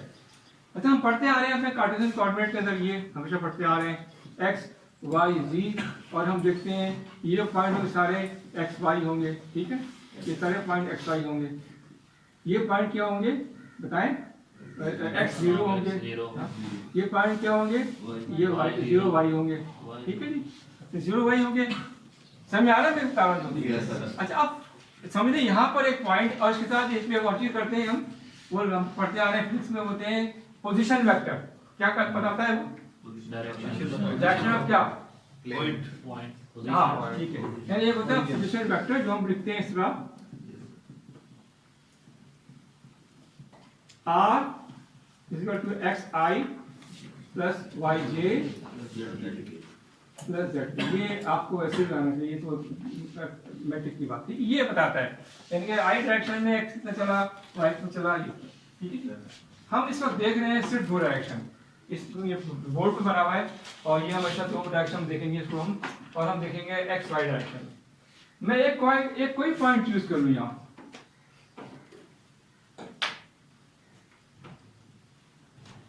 ठीक हो गया। इस पे वेक्टर फॉर्म ड्रॉ करेंगे हम, कुछ भी नहीं है, बड़ा आसान है। एक x में एक y में, y इस डायरेक्शन में होगा, तो अब सपोज ये डायरेक्शन जा रही है, सब इक्वल है, लाइन सही नहीं बनी थी बयान, और ये जा रहा है और ये जा रहा है, ये इनको कट करेगा पॉइंट जा रही है, सब ये आगे पीछे हुआ है, ये सारे पॉइंट कट होंगे आपस में, ख्याल है। इसका मतलब है यहाँ कौन से पॉइंट होंगे? एक्स वाई है ना, एक्स डायरेक्शन में है ना, 10 20 30 40 50। इधर क्या होगा 0 1 0 2 0 3, यहाँ क्या होगा 1 1 2 2 3 4, ये देखिएगा। और इनको ड्रा करने के लिए हम करते हैं पोजीशन वेक्टर करते हैं। पोजीशन वेक्टर क्या होती है, IJ की डायरेक्शन होती है। इसमें हम क्या करेंगे, आप कार्बन ये द्वार बंद किसने किया, बच्चा को आने की कोशिश कर रहा है, आ जाओ भी आ जाओ। समझ रहे हैं ना? अच्छा ठीक हो गया, यहाँ तक क्लियर है। हम अपनी इस रोटेशन में जब कार्बन रेंडर जाएंगे, यहाँ हम बजाय IJ के MNN देंगे पोजीशन वेक्टर MNN, और हमारा जो यूनिट वेक्टर होंगे वो A और G कहलाएंगे। अभी देखते हैं, पता चलेगा आपको। ये क्लियर हो गया सबको यहाँ पे, आपको कुछ किया नहीं, हमसे बता ड्रॉ किया लिटरेचर करते हैं, आगे बढ़ते हैं फिर आगे। सो अब देखिए इसमें या तो कुछ पॉइंट्स इस डायरेक्शन में है, कुछ इस डायरेक्शन में है, कुछ डायरेक्शन में, राइट। अच्छा अब समझे, फिजिकल समझ लीजिए पहले। अगर मैं इस पॉइंट को इस पे रोल करूं, सिमेट्रिक है पूरा, देखिए यहाँ पे कोई खाते, यहाँ भी खाते, यूं करूं, ये यहाँ भी वो स्पेस है, यहाँ वो स्पेस है। देखिए अगर यूं करूं, इस तरह करूं, ये इस डायरेक्शन में डायगोनल में, तो ये जो है सुपरइम्पोज नहीं होंगे। तीन चीजें हो गई, इसमें सुपरइम्पोज है, इसमें सुपरइम्पोज है, इसमें सुपरइम्पोज नहीं है। इसको यूं करूं एक सुपरइम्पोज है, इसको यूं करूं सुपरइम्पोज है, इसको यूं करूंगा तो सुपरइम्पोज नहीं। ठीक हो गया, सो रहे हो समझ आया यहाँ तक क्लियर। इसको हम लिखने जा रहे हैं, तो मैं बात क्लियर। ओके तो आगे लिखते हैं। इसके बाद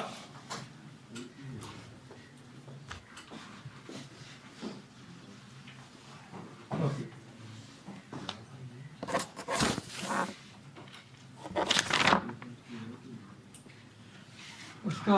उसका जो है वो है जनाब, इसके आगे पढ़ना। ओके ये लिखता हूँ ब्रैकेट में कायरल, ये एक बंदे का नाम है जिसने ये सिमेट्री इजाद की थी, जो यूं फोल्ड करते हैं इसका डायगोनल। ये मैथमेटिक्स इसका बड़ा एप्लीकेशन है, हम स्पेशली ग्रुप थ्योरी जब पढ़ते हैं, जो बच्चे जो पढ़ेंगे या मैथमेटिक्स में, वहाँ इसकी बहुत एप्लीकेशन आती है। तो system is said to be, the system is said to be chiral, तो पढ़ते हैं chiral, ये भी चीज लिखी chiral if it is not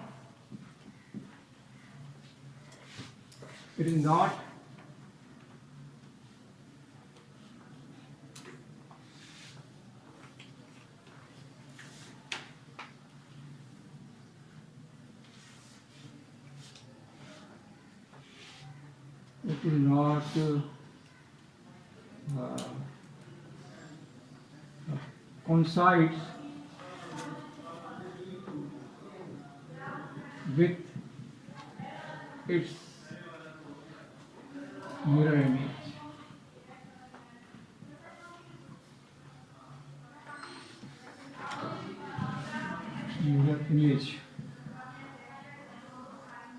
Mirror image क्या होती है?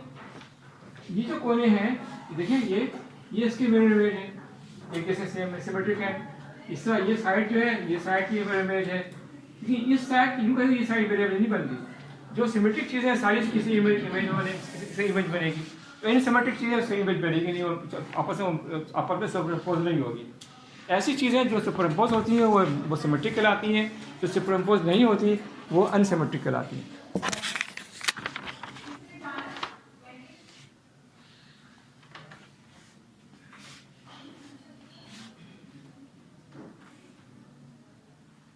That is, it is not superimposed on its mirror. Not superimposed, मतलब आपस में सुपरइम्पोज नहीं होगी।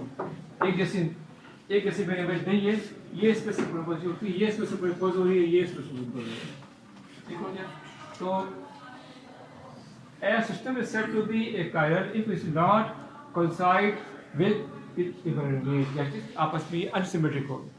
बेसिकली हम लिख देते हैं ब्रैकेट में, इट इज कॉल्ड अनसिमेट्रिक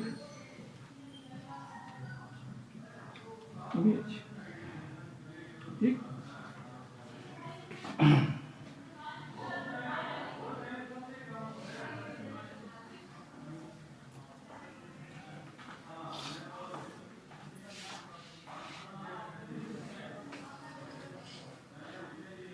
अच्छा, मोस्ट, अब लिखिए मोस्ट, नया पैराग्राफ, मोस्ट नैनोट्यूब्स, कार्बन की बात हो रही है, nanotubes have chiral form।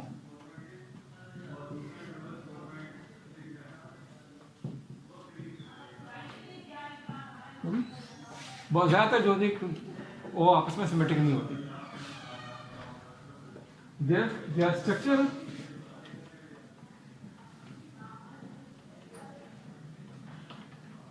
the structure of nanotube क्या हो मिल गया? अच्छा वो क्या हुआ है उसके लिए, क्या कहते हैं उसको, सर्विस के लिए प्लीज वो आवाज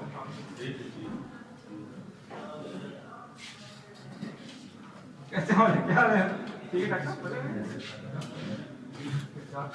वो मैं लाया था, वो बोर्ड के लिए जो गाड़ी करता है आप उधर के मेरी बेटी कर रही है बड़ा रोड हो गया तो ये बन गया पूरा।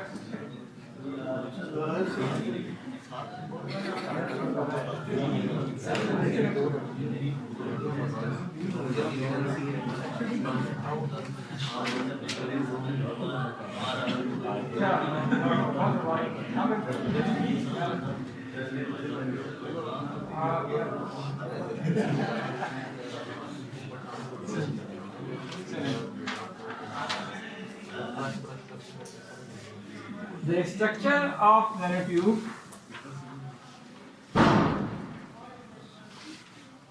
nanotube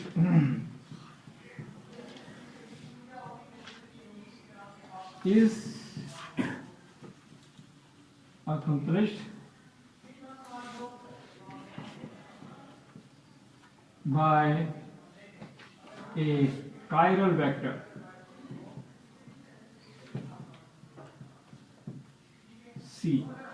C हमारा वही R जो था, वहाँ R लिखते हैं, यहाँ C लिख रहे हैं हम, तो C बराबर है NA1, ये आपको यूनिट वेक्टर है ऊपर, प्लस NA2, यहाँ I J रिप्लेस कर दिया A1 A2 से, और N और M जो है आपका वो XY कोऑर्डिनेट होंगे जो अभी लिखेंगे, ठीक है। इसी सेम एज मैं लिख देता हूँ, तो ये हम इसको इस तरह कर रहे हैं, तो R जो होता था हमारे ज़माने में, तो ये था XI प्लस YJ, तो ये इससे रिप्लेस हो गया, ये इससे रिप्लेस हो गया, ये इससे रिप्लेस हो गया, सेम सब वही है, सब कुछ सिर्फ रोटेशन चेंज हो गया।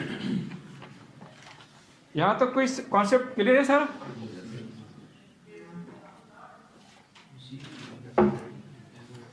अच्छा ये बताएं, इस वक्त मॉडर्न साइंस में, मॉडर्न टेक्नोलॉजी में पोजीशन वेक्टर की क्या एप्लीकेशन है? अपने पर साइंसदान बैठे हैं, अब आगे पीएचडी भी करेंगे। हाँ, कौन बोल रहा था? GPS, very good. कौन बोला? जीपीएस जो है इस वक्त सारा काम ही पोजीशन वेक्टर का। आप किस कोऑर्डिनेट एक्स वाई में किस कोऑर्डिनेट्स पढ़े हैं, किस आई जे डायरेक्शन में है, वाई आई जे जेड डायरेक्शन में, वहाँ स्फेरिकल, आमतौर पर स्फेरिकल कोऑर्डिनेट इस्तेमाल होते हैं, सारा कुछ उसी पर चल रहा मामला। वेरी गुड, ठीक है।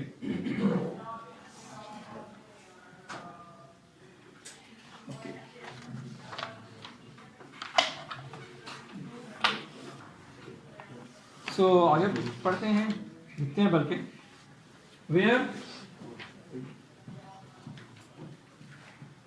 A1 वेक्टर है again, and A2 are the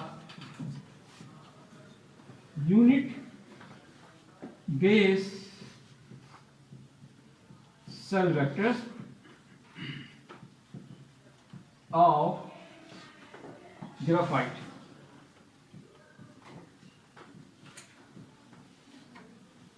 Graphite. So मज़ीद explain. For example, in the form of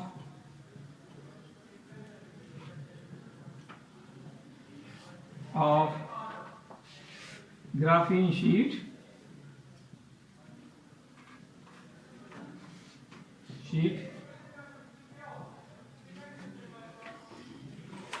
and n is greater than m. ठीक है, यानी अगर ये 1 है तो ये 2 हो गया एक्सिस पे आपके, यहाँ पर अगर 1 है 2 है तो 1 ही हो गया, इस तरह चलेगा सब। ये n छोटा n पर जो भी आप लगा लें आपको यहाँ इस तरह जाएगा इक्वल और ग्रेटर देन m।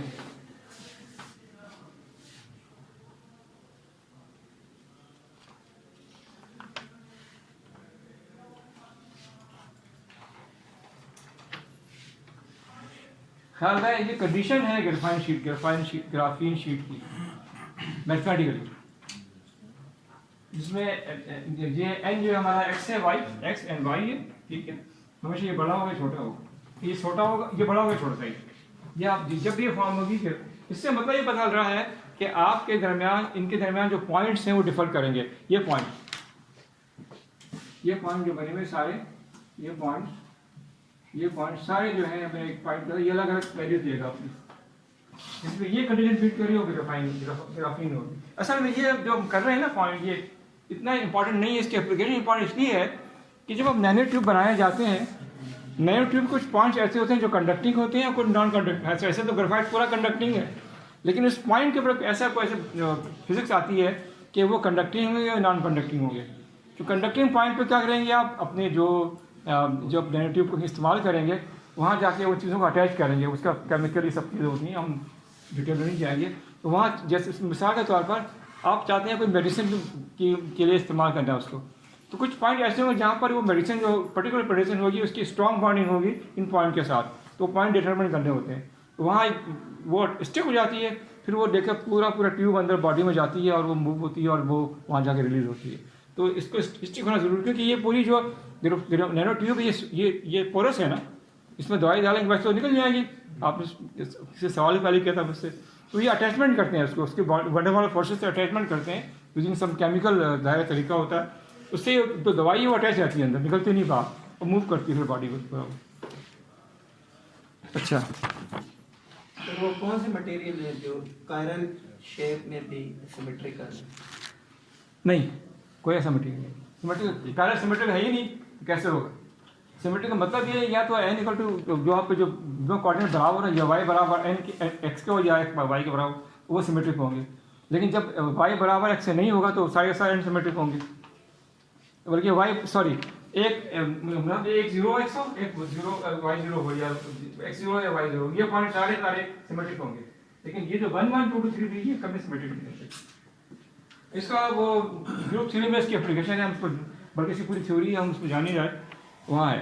सर ये n ग्रेटर देन m जो है इसका थोड़ा सा n में x y ऐसे पॉइंट जो कि शीट में सपोज करिए पॉइंट ये इक्वल है ना, ये पॉइंट किधर आ जाए थोड़ा सा, तो ये इसके वैल्यू चेंज आएगा ना।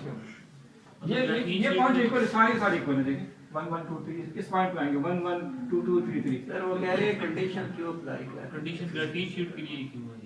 अब ये नहीं पता, ये मैथमेटिकली ये सब नहीं पता, क्योंकि हमने कभी अपने ग्रेफाइन में काम ही नहीं किया। हो सकता है कि कंडक्टिंग पढ़ेंगे आगे तो जिसकी एप्लीकेशन का है। अलोंग एक्स एक्सिस ज्यादा जाएंगे। अभी आप ज़्यादा आगे बोल गए, अब आपके बारे में बढ़ता आगे फिर बढ़ गए। अभी ये आएगा आगे जो बढ़ा, आपने बताया ना क्या कंडीशन अप्लाई होती है, वो दिखाता हूँ आपको।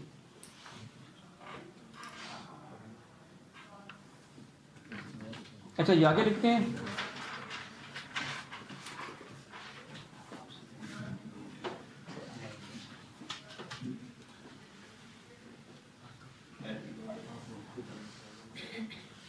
लिखते हैं, सारे लिखते हैं आपने ना? Yes sir.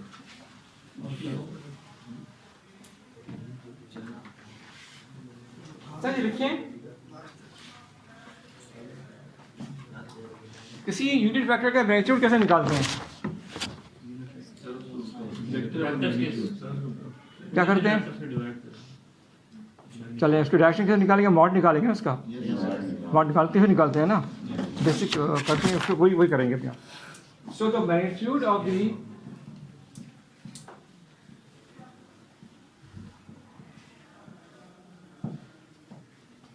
The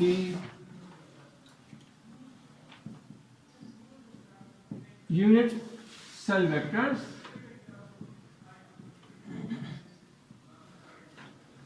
A1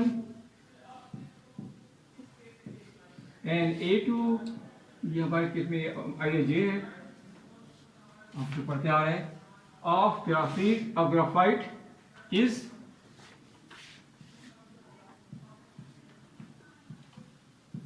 is given by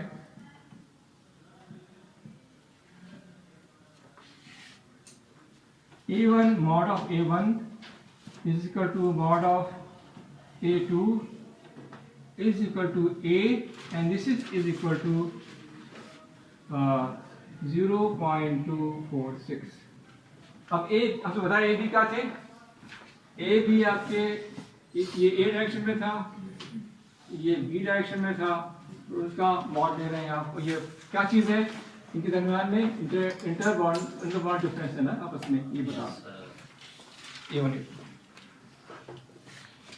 ये जो है ना खास, ये हमेशा कांस्टेंट होगा, ये वेरी नहीं कर सकता क्योंकि ये एक ही मटेरियल के बराबर है।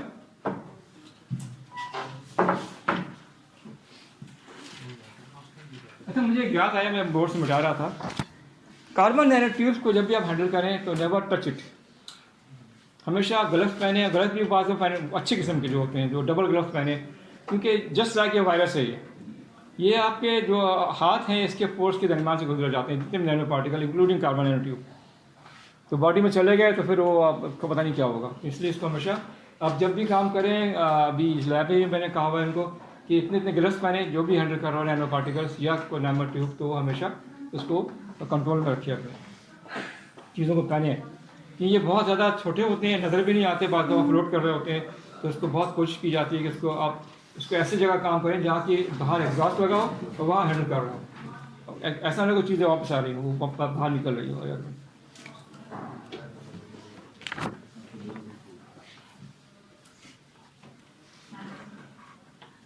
ये जब आगे करने जा रहे हैं, ये इसका हम सिर्फ आपको इंफॉर्मेशन दे रहे हैं, सिर्फ इंफॉर्मेशन है, ये कोर्स का हिस्सा तो है, लेकिन ये आपको नॉलेज होना चाहिए कि दरमियान क्या क्या हो रहा है, फिजिकल क्या क्या चीज़ें हो रही हैं। सो ये तो हो गया A1 2 के दरमियान फासला। आगे देखिए द बॉन्ड लेंथ,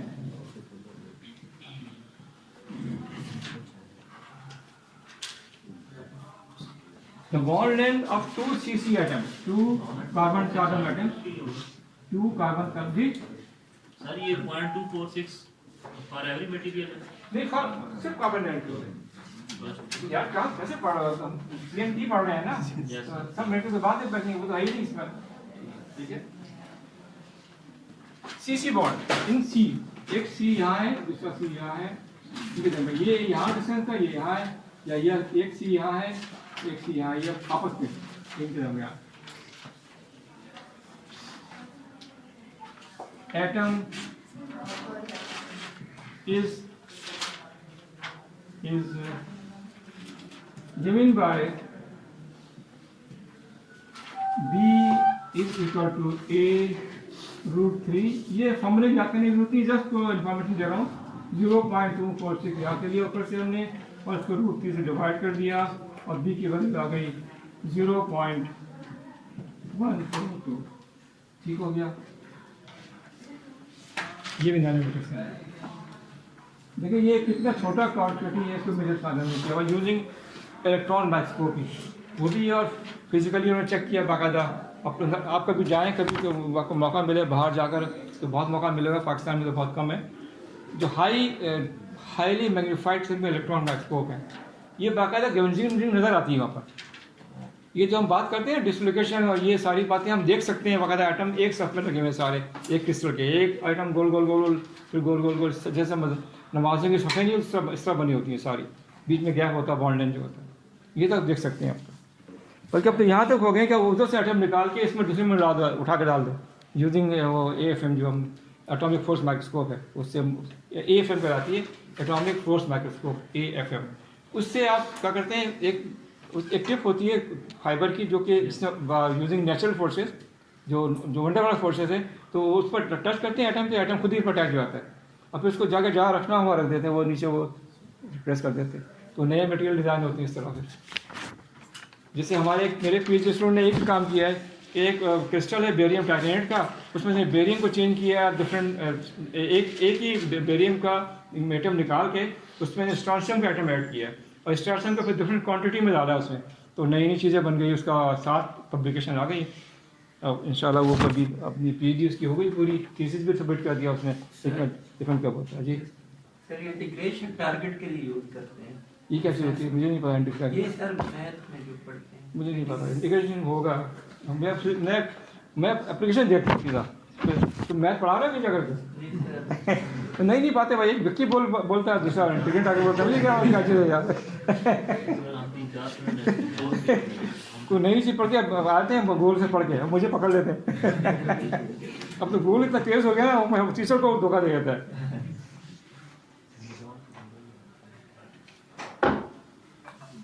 अच्छा जी आगे चले। So diameter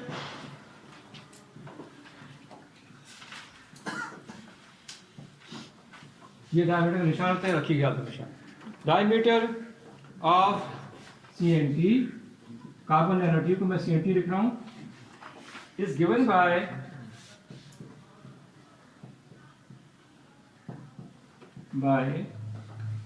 ratio of circumference. Circumference समझते हैं ना, दायरे का जो बाउंड्री कहते हैं, उर्दू में क्या कहते हैं याद नहीं होता, दायरे का मोहित, मोहित है, हाँ मोहित ही है क्या, सही सही, circumference, circumference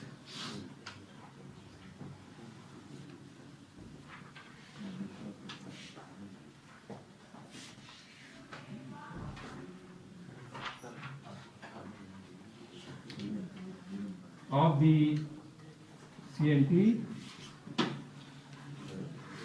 L capital two pi, ये रेशो है L और पाई।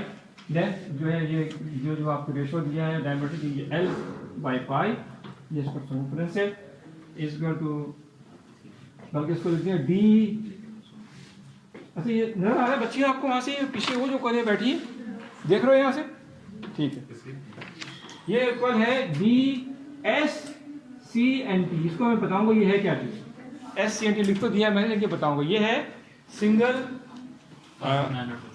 क्या नाम उसका है, सिंगल हाँ single carbon, single diameter, single wall, sorry single wall SWCNT। मेरे पास इसको लिख लिया, मैं आपको बताऊंगा SWCDC, एक सिंगल ट्यूब जो होगी उसका डायमीटर, ये तो मल्टी वॉल हो सकती है ना, ये सिंगल वॉल की, यानी इसको मैंने एक ये तो बनाया डायग्राम बनाई हुई, सिंपली इसको मैंने यूँ कर दिया तो एक ट्यूब बन गई। फिर इसमें बहुत सारी ट्यूब जा सकती है, अंदर बाहर, ऊपर भी आ सकती है, नीचे भी आ सकती है, ये सिंगल का, ये circumference divide by pi equal to, ये एक फार्मूला है just to give you the information, otherwise कोई हमारे फिजिक्स में कोई इसकी एप्लीकेशन नहीं है, इस साथ केमिस्ट्री या करते हैं प्लस बल्कि मैथ वाले करते हैं, ये फार्मूला है, वही चीज़ जो है हमारे आ रही XY को मल्टीप्लाई हो रहा है यहाँ पर, और देख लिया इसकी value.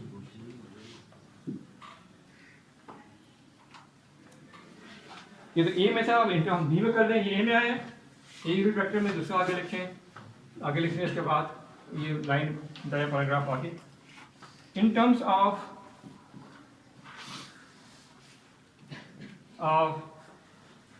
N M and B, वह A था या B आ गया, वो क्या है DSWCNT सब है लिखा हुआ, equal to mod C divide by pi is equal to B over pi under root, again वही 3n square plus nm plus m square.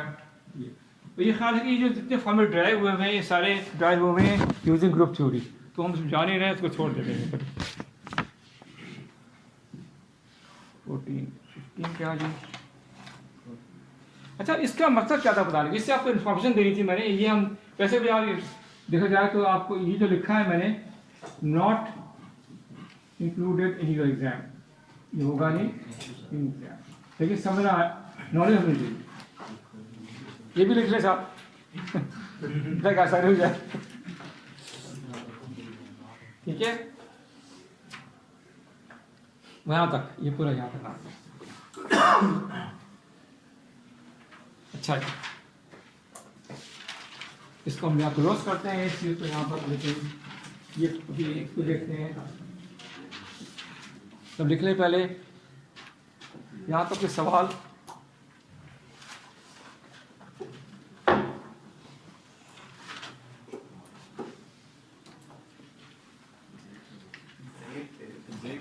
Break अभी कहाँ, अभी तो टाइम ही नहीं गुजरा, 1 घंटा होता है, ब्रेक हो जाएगा 1 वक्त तक। 8 बजे तो आते लेट ही लोग, सो के तो अब आ रहे होते हैं।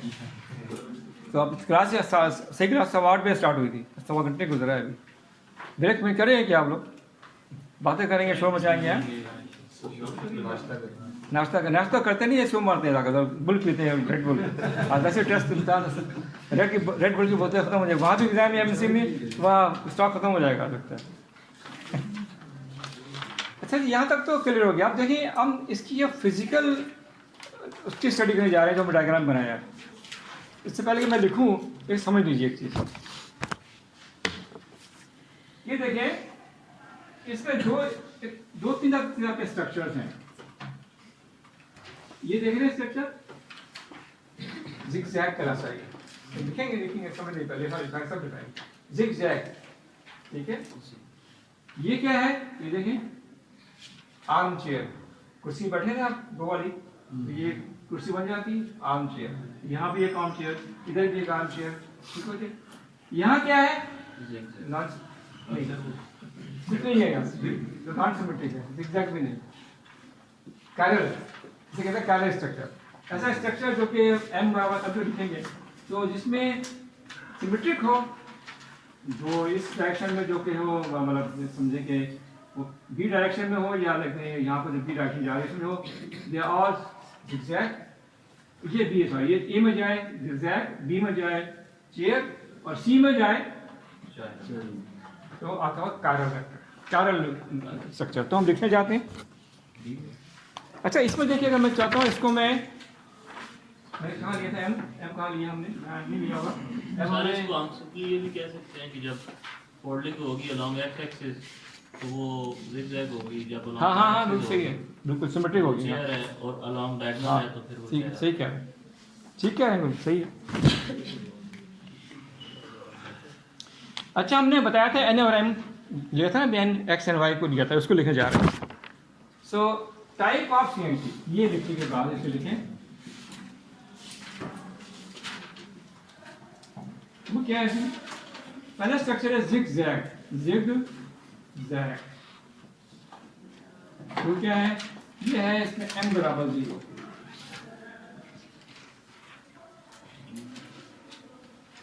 यहाँ भाई m को हम यहाँ n लेते हैं, सुबह से यहाँ n यहाँ m लेते हैं, तो यहाँ पर सॉरी तो m0 है, वो यहाँ m0 है तो xy है ना, तो यहाँ पर क्या 0 होगा भाई बच्चों, जल्दी बताओ।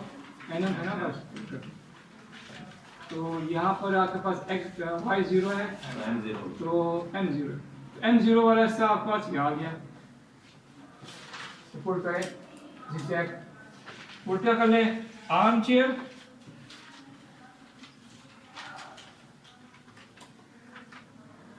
वो क्या है?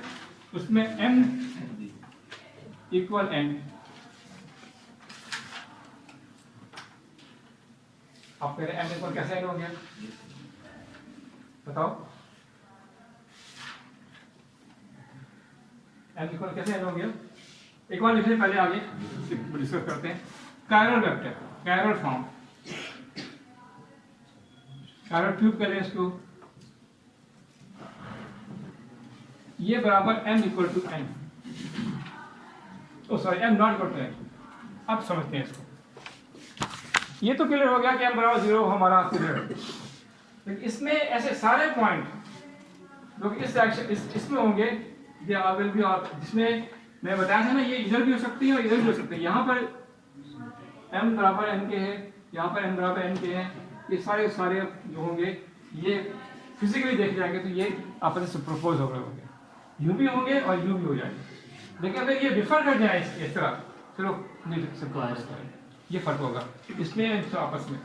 तो स्ट्रक्चर वाइज देखें, अगर फिजिकली ये होगा, यूं होगा, यूं होगा, लेकिन m बराबर n नहीं होना चाहिए। m बराबर n होगा तो दोनों स्ट्रक्चर आ जाएंगे। ये तो ये क्यों बताया, अब मैं बताता हूँ पॉइंट। अब इसमें कुछ पॉइंट कंडक्टिंग होंगे, कुछ नॉन कंडक्टिंग होंगे, वो मैं देखने जा रहे हैं। और साइंसदान इसी को देखते हैं कि कौन कौन से पॉइंट कंडक्टिंग होंगे, वो कैलकुलेट करते हैं थ्रू सब सॉफ्टवेयर। एक सॉफ्टवेयर होता है बड़ा सा, बताया जाता है कि इस नैनो ट्यूब के अंदर ये पॉइंट जो है, ग्राफीन शीट ले लें, आजकल तो ग्राफीन शीट की बात है, ये पॉइंट पे आप अपने ऑपरेट कर सकते हैं, जहाँ कंडक्शन करेंगे। और एक अगर सब मटेरियल सब पॉइंट कंडक्टिंग हो जाए जहाँ पर, तो वहाँ मटेरियल को लगाएं तो वो इसका कंडक्ट करके आगे आपको सिग्नल देगा। ऐसा मटेरियल जिसके कुछ पॉइंट नॉन कंडक्टिंग हो, वहाँ वो सिग्नल नहीं देगा। तो इसका मतलब ये है कि आप इतनी छोटे पैरामीटर में जाकर आप सिग्नल से प्ले कर सकते हैं, और आप अपना सिग्नल से जो आपका आउटपुट है, जो आपका क्वांटम कंप्यूटिंग की बात हो रही है, सारी नैनो से नीचे चलेगी। सारी ये चीज़ें हैं कि किन पॉइंट पे कंडक्टिंग करके वो आपको आउटपुट देगा, किस पे नहीं देगा, और आपके पास इस तरीके से आप सिग्नल के साथ ऑन ऑफ कर सकते हैं। एक तो स्पिन था और ये भी था।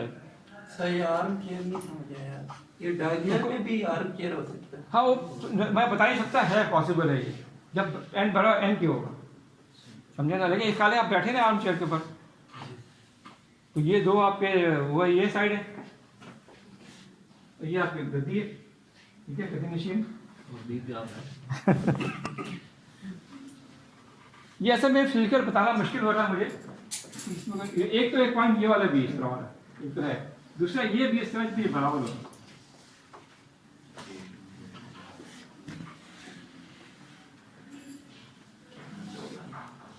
अच्छा जी, अब बड़ा ये करने के बाद हमें एक चीज़ मिल गई कि वो है vector notation and electrical conductivity, नया टाइप, हमारा ये टॉपिक है, इसको लिखते हैं।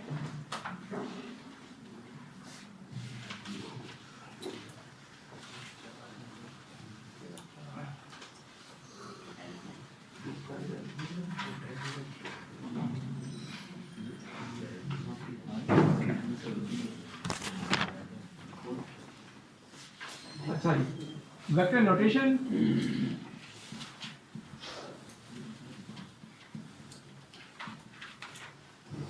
and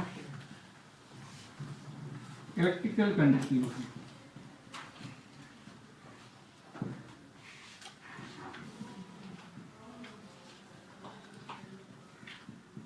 ओके जी, ये हमारा नया टॉपिक, सब टॉपिक है तो इंट्रोडक्ट कर दिया।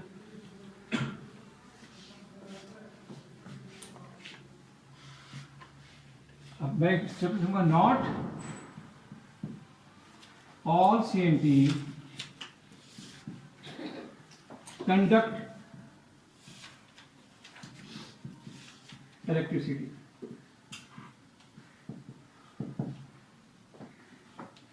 Okay. Some kinds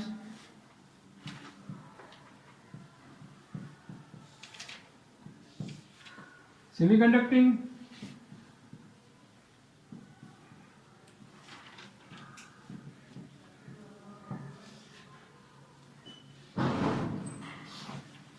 this distinction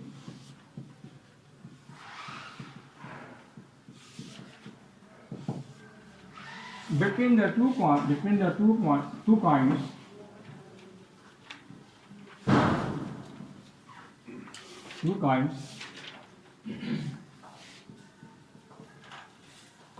is found in the vector notation. क्या चीज़ है? तो कैसे लिखेंगे इसको? ट्यूब्स में CNT ट्यूब में tubes are conducting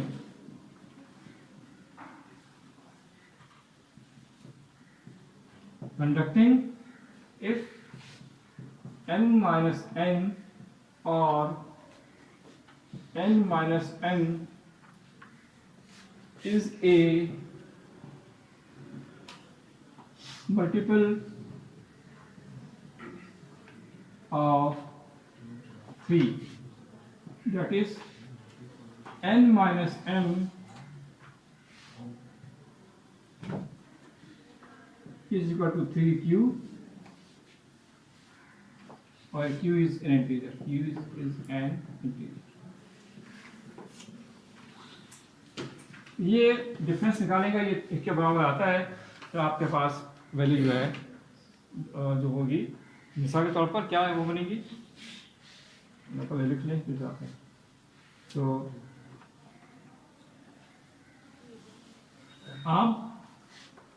arm chair को जाके स्ट्रक्चर था, और metallic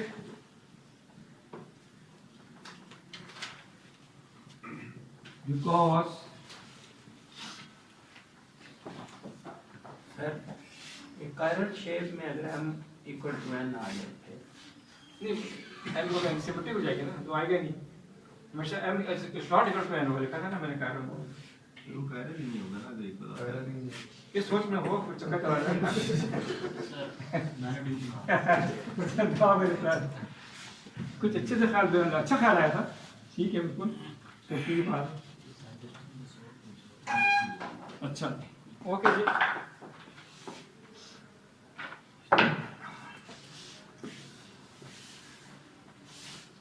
arm chairs are metal because क्या होगा इसमें, n minus m should be equal, इस मामले में क्या कह सकते हैं आप, कैसे होंगे वो वैल्यूज, 2 2 3 3, वही एक्सपायर वाला, जब इसका डिफरेंस 0 आ गया तो ये आपका और मेटेलिक कंडक्टिंग होंगे, मेटेलिक है तो कंडक्टिंग में, इसका मतलब मेटेलिक मीन्स कंडक्टिंग था, ये इसका मतलब कंडक्टिंग, ताकि आपको उसमें कंफ्यूजन ना हो, मेटेलिक वाला मेटल नहीं बन जाएगी यहाँ पर। अच्छा आगे देखते हैं, अभी देखते हैं कि सब क्लियर हो जाएगा सब। अच्छा आगे देखते हैं जिगजैग, ये हम लिखा ना, ये बात है लिखी, इसको देख रहे हैं, तो जिगजैग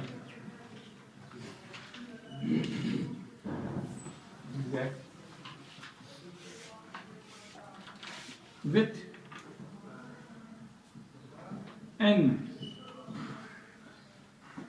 a multiple of 3, ये हमने लिखा था यहाँ पर, वो चीज था 3 are conducting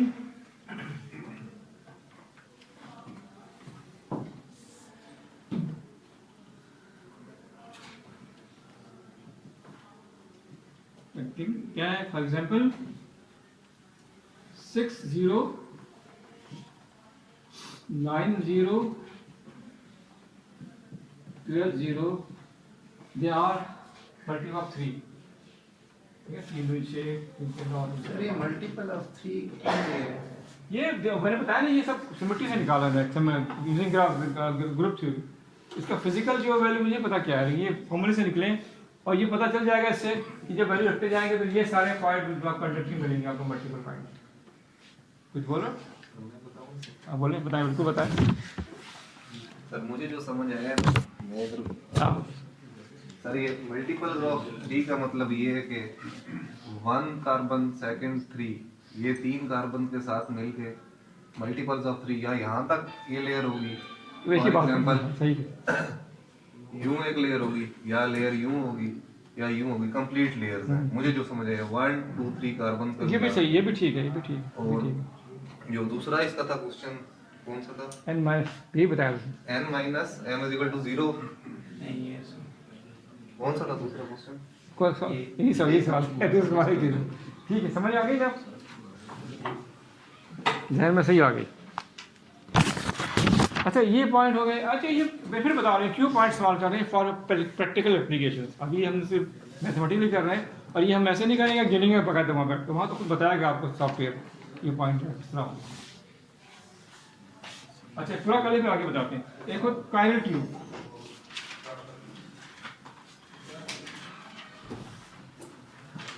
with n minus n q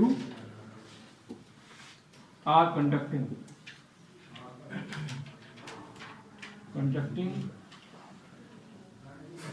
that is for example 6 3 9 6 देखिए ये कैसे पॉइंट है 12 9 ये सॉरी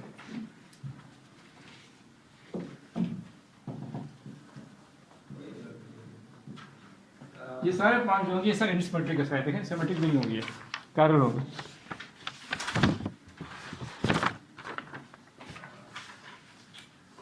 यहाँ हमारा काम खत्म हो गया कायरल नेगेटिव्स का, पूरा पढ़ लिया हमने। बहुत ये बड़ा एक पूरी बुक्स लिखी हुई गई है कि हमने बहुत उसको आपको शॉर्ट करके बताया है, इतनी एडवांस जाने की ज़रूरत भी नहीं है। एक एप्लीकेशन जो मैंने पहले ही बताया कि आपको अब ग्राफीन की जो है वो है मैंने बताया ग्राफीन का एक लेयर ले लें और एक लेयर ले लें आयरन की जो कि एटॉम की लेयर हो, उसमें आप उसकी मैकेनिकल टेस्टिंग करें तो ग्राफीन की जो लेयर है वो 3 times harder stronger and than the iron. तो अंदाजा लगाएं राइट वेट है, ये चीज़ें इसमें चेंज हो जाती हैं। तो इसकी जो आजकल एप्लीकेशन है, एक तो वो जो स्टेट बॉम्बर की जो ऊपर है जो स्ट्रक्चर, कुछ स्ट्रक्चर ग्राफीन से है, कुछ स्ट्रक्चर कार्बन रीइंफोर्स फाइबर से, वो बेसिकली नैनोटिप की फॉर्म है, तो बड़ी बड़ी फॉर्म है वो है। और उसके ऊपर कोटिंग है जो कि एब्जॉर्बिंग कोटिंग कहलाती है। तो आमतौर पर जो कोटिंग से वो कार्बन इन्फोर्स ही होती है। मैंने एक काम किया था जब मैं NCP में था, हमने एक कार्बन नैनोट्यूब को एम्बेड किया था एक एपॉक्सी के अंदर, और फिर हमने देखा था इस पर रडार वेव डाली जाए तो एक अच्छा रडार वेव के बहुत सारे रीजन है, X बैंड है, Y बैंड है, S बैंड है, तो वो किस रीजन में काम करती है। तो वो जो था पेपर फौरन छप गया था हमारा, क्योंकि डिफेंस से रिलेटेड था, तो हमने वो छापा था। और वो उसका काम जो था वो X बैंड में काम कर रही थी, वो सारी रडार वेव अब्जॉर्ब कर लेती थी। तो वो बाद में लोगों ने इस्तेमाल काफ़ी, इसकी साइटेशन है मेरे पेपर की तकरीबन 50 साइटेशन अभी आ चुकी हैं अब तक। एक ही पेपर काम किया था, 50 बंदों ने उसको कोट किया है कि इन्होंने ये काम किया हुआ है, साइटेशन का मतलब ये। हमें मेरे में आइडिया था, हमने काम किया, वो अच्छा हो गया। अरे यहाँ तक तो हमने पढ़ लिया। अब एक बच्चे ने मुझे सवाल किया था फंक्शनलाइजेशन ऑफ कार्बन ड्यू, आप थे ना, कहाँ से पढ़ के आए थे? ये बता पहले मुझे, कहाँ से समझा है? पानी लिया, खत्म हो गया। फंक्शनलाइज का मतलब हम पढ़ेंगे आगे, लेकिन ये मतलब फिजिकली मतलब क्या करना, अब बताओ। एप्लीकेशन हाँ नहीं, ये भी नहीं, एप्लीकेशन ठीक है, यहाँ तो इसके और पीछे हो जाए वर्क फंक्शन चलेगा। काम तो सही बताया तुमने, एप्लीकेशन ठीक है, बिल्कुल पीछे जाओ ना इससे। और चले हम बताते हैं, चले बच्चा आ गया। ये बताएं, बहुत सारे सीनियर स्टूडेंट बैठे हुए हैं और कुछ टीचर भी हैं और बड़े जाहिर है। एक होता है strongest acid in the world, क्या आंसर? स्ट्रॉन्गेस्ट एंड बड़ी खतरनाक करोसिव, किसी नॉलेज में है?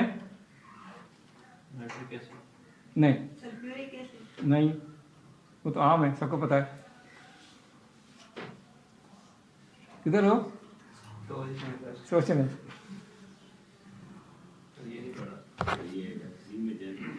मैट्रिक तक तो पढ़ा था, मैट्रिक पे तो नहीं बताया जाता ये। मैट्रिक एसिड तो पढ़ा था, ये स्ट्रॉन्गेस्ट है।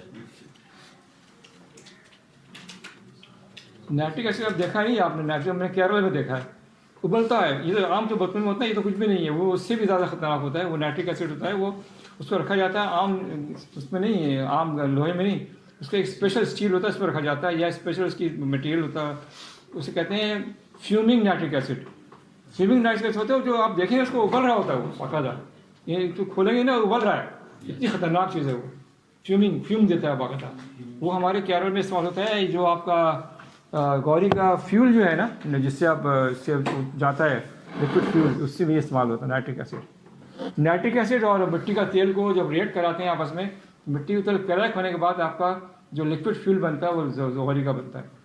इसको पूरा प्रोसेस है, हमारा प्लांट लगा हुआ है इसको कराची में, जो कि ये काम बनाते हैं फ्यूल। अब तो सॉलिड फ्यूल हो गया है, पता नहीं उसका कैसा तरीका फॉर्मूला याद नहीं मुझे, लेकिन अब पहले लिक्विड फ्यूल था जो गौरी में होता था। अच्छा जी, बात हो रही थी फंक्शनलाइजेशन, आगे देखेंगे फिर आप तो समझ लीजिए। हम इसको आप मेन सर जब दूसरे नैनो मटेरियल के साथ इंटरैक्ट करते हैं तो क्या क्या चीज़, फंक्शनलाइजेशन की बात कर रहे वही तो बता रहा हूँ, कोई नैनो ट्यूब मतलब किसी और मटेरियल में आप बता रहा हूँ आप क्यों आगे बढ़ जा रहे हैं, तो पूछता हूँ तो पीछे जाके सोच सोच के बता रहे हैं। सही अच्छी सोच तुम्हारी, एक बात नहीं है। चलिए इसको बिठा दें, सारा कुछ खत्म हो गया।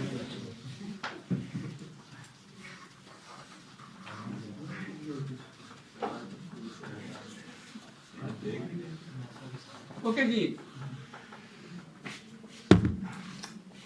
फंक्शनलाइजेशन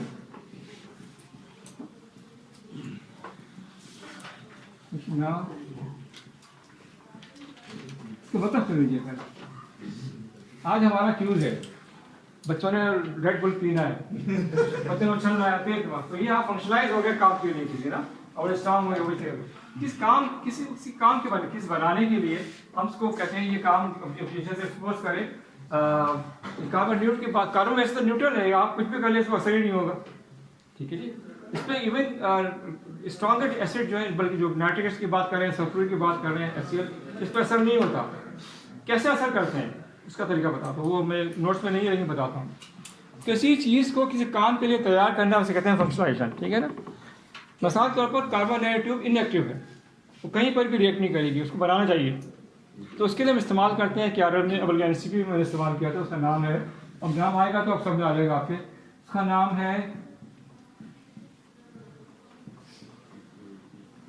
नाम सुना है जी, ये क्या, एक बार पानी, ये तो पता है, मतलब पता नहीं क्या है, लेकिन एक बार पानी होता है ना, ये है क्या, it is a combination of strong concentrated HCl, H2SO4 plus HNO3, ये एसिड मिलकर स्ट्रॉन्गेस्ट एसिड बनाते हैं जो करोसिव होता है बहुत ज़्यादा।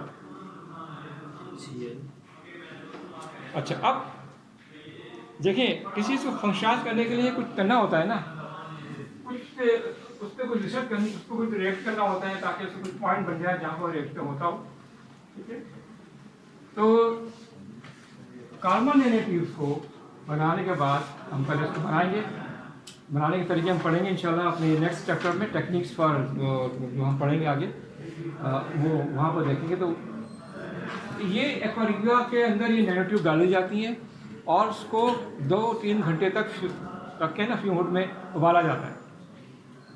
कितना, अब ये जो बनने के बाद इसका पहले हम करते क्या है कि किसी भी नैनो मटीरियल का आप चाहते हैं फंक्शनाइज करना चाहते हैं, नैनो पार्टिकल भी हो सकते हैं, नैनो ट्यूब भी हो सकती है, पहले उसका एक स्पेक्ट्रम ले लेते हैं आप, जो भी इसका स्पेक्ट्रम आ रहा होता है उसे कहते हैं आमतौर पे रामन पढ़ेंगे आगे, रामन स्पेक्ट्रोस्कोपी कहलाती है। उससे एक स्पेक्ट्रम आती है, एक पीक आ जाती है कुछ बहुत सारे फ्यूर की, ठीक है ना। लेकिन जब एक पीक आ गई, अब हमने उन ट्यूब्स को दोबारा उसमें डाला, बल्कि डाला उसके अंदर एक्वारियम में 2-3 घंटे उबाला, उसके बाद अच्छी तरह वॉश किया, बहुत अच्छी तरह वॉश करना, मतलब एसिड रह जाता है उसमें, अच्छी तरह वॉश करने के बाद दोबारा स्पेक्ट्रम लेते हैं। अगर वो पीक शिफ्ट हो गई अपने अपने मेन से, सपोज करें ये प्योर CNT थी, ये प्योर थी जिससे हमने कुछ नहीं किया, इसकी पीक यूँ आ गई, ये किया आ गई, सेंटर ले यहाँ से, इसका सेंटर ये है, इसका सेंटर ये है, इसका सेंटर ये है। अब हमने क्या किया, इन CNT को फंक्शनलाइज किया,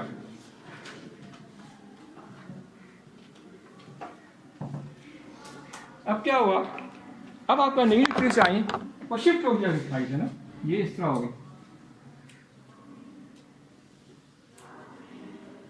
ड्राइंग में सही है, अपनी पीक हाइट शिफ्ट कर गई। जब शिफ्ट कर गई, देखिए यहाँ से, तो ये हम समझ गए जी इसमें आपको डिफेक्ट असल में जब फंक्शनाइज करते हैं उसमें डिफेक्ट पैदा करना सब्जेक्ट के अंदर। कभी आप किसी कहते हैं कॉपर वायर को मोड़ें और एक सीधी रखें, जब मोड़ेंगे तो वहाँ पर रेजिस्टेंस ज़्यादा होगा एज कम्पेयर टू उसके बनाओगे, और इसके अलावा वो जल्दी टूट भी जाएगी। तो आपने वहाँ जो मोड़ा है वहाँ फंक्शनलाइज कर दिया उसको, ताकि वो जो भी इसमें डिफेक्ट पैदा, यानी बेसिकली फंक्शनलाइज ये है कि इस चीज़ में डिफेक्ट पैदा कर दें ताकि वो रिएक्ट करे। अब नैनो ट्यूब पे जब आपने डिफेक्ट पैदा कर दिए, जहाँ जिस पॉइंट, ये बल्कि पूरी नैनो ट्यूब पे जहाँ जहाँ पॉइंट बने तो ग्राफीन के, वहाँ उन पॉइंट्स पे सारा एक डिफेक्ट पैदा हो गया। अब उस डिफेक्ट पे आप कुछ सिलेक्ट कर सकते हैं, कुछ बदला सकते हैं, कुछ ऐड कर सकते हैं, और ये पॉइंट बताते हैं। आप हमने MNM की देखा है कि हमें चाह रहे हैं कोई मटेरियल बनाना जो कंडक्टिंग हो, तो उन पॉइंट पे जाके हम डालेंगे, वो पॉइंट में अटैच हो जाएगा यूजिंग सम टेक्निक जो होती है हमारी। तो ये फंक्शनलाइजेशन है, इसको किसी क्या काम के लिए, डिफेक्ट पैदा करने के लिए, उसको हम रिएक्शन करने के लिए बनाते हैं, तो वो फंक्शनलाइजेशन ऑफ दी एनी मटेरियल। तो भी यहाँ रोकते हैं, 15 मिनट बाद आएंगे और फिर आपका वो शुरू होगा क्विज। आप बुलशुल पी के आ जाएं, उसके बाद हम शुरू करते हैं, ठीक है। और पूछना तो बता दें, कुछ आसान होगा, मुश्किल से 15 मिनट ख़त्म हो जाएगा। सर फिर थोड़ी देर बैठे रहते हैं क्यों, क्या करोगे बैठ के, थक जाओगे? सर, थोड़ा रेस्ट करके अभी एक ही दफा फिर फ्री कर देना सर, आधा घंटा बैठे। क्या चीज़? मैंने कहा एक ही दफा सर फिर फ्री कर देना 11 बजे से पहले, आधा घंटे तक। आधे घंटे ब्रेक नहीं होगी, बहुत ज़्यादा है। 15 मिनट ब्रेक हो सकती है मैक्सिमम बस। 15 मिनट की ब्रेक है, उसके बाद 15 मिनट की क्विज है। फिर फ्री नहीं, फिर छुट्टी, फिर पढ़ाई होगी। हाँ पता है, पढ़ के कहाँ पढ़े, कुछ नहीं पढ़े हमने, अपने 2 घंटे गुजरे पढ़ के। क्लास तो करीब 8:30 शुरू हुई, तो आधे घंटे गुजरे। 8:15 तो आप कहे, बाकी तो पीछे जो है आए हुए हैं। ठीक है जी, इंशाल्लाह रखें, इसको बंद कर लें, फिर आते हैं, फिर इंशाल्लाह आपकी क्विज होगा। आप घबराएं ना, आसान क्विज है बहुत। हाजिर लगा लीजिएगा सर वो कोई हाजिरी होगी ना? नहीं यार, ठीक है।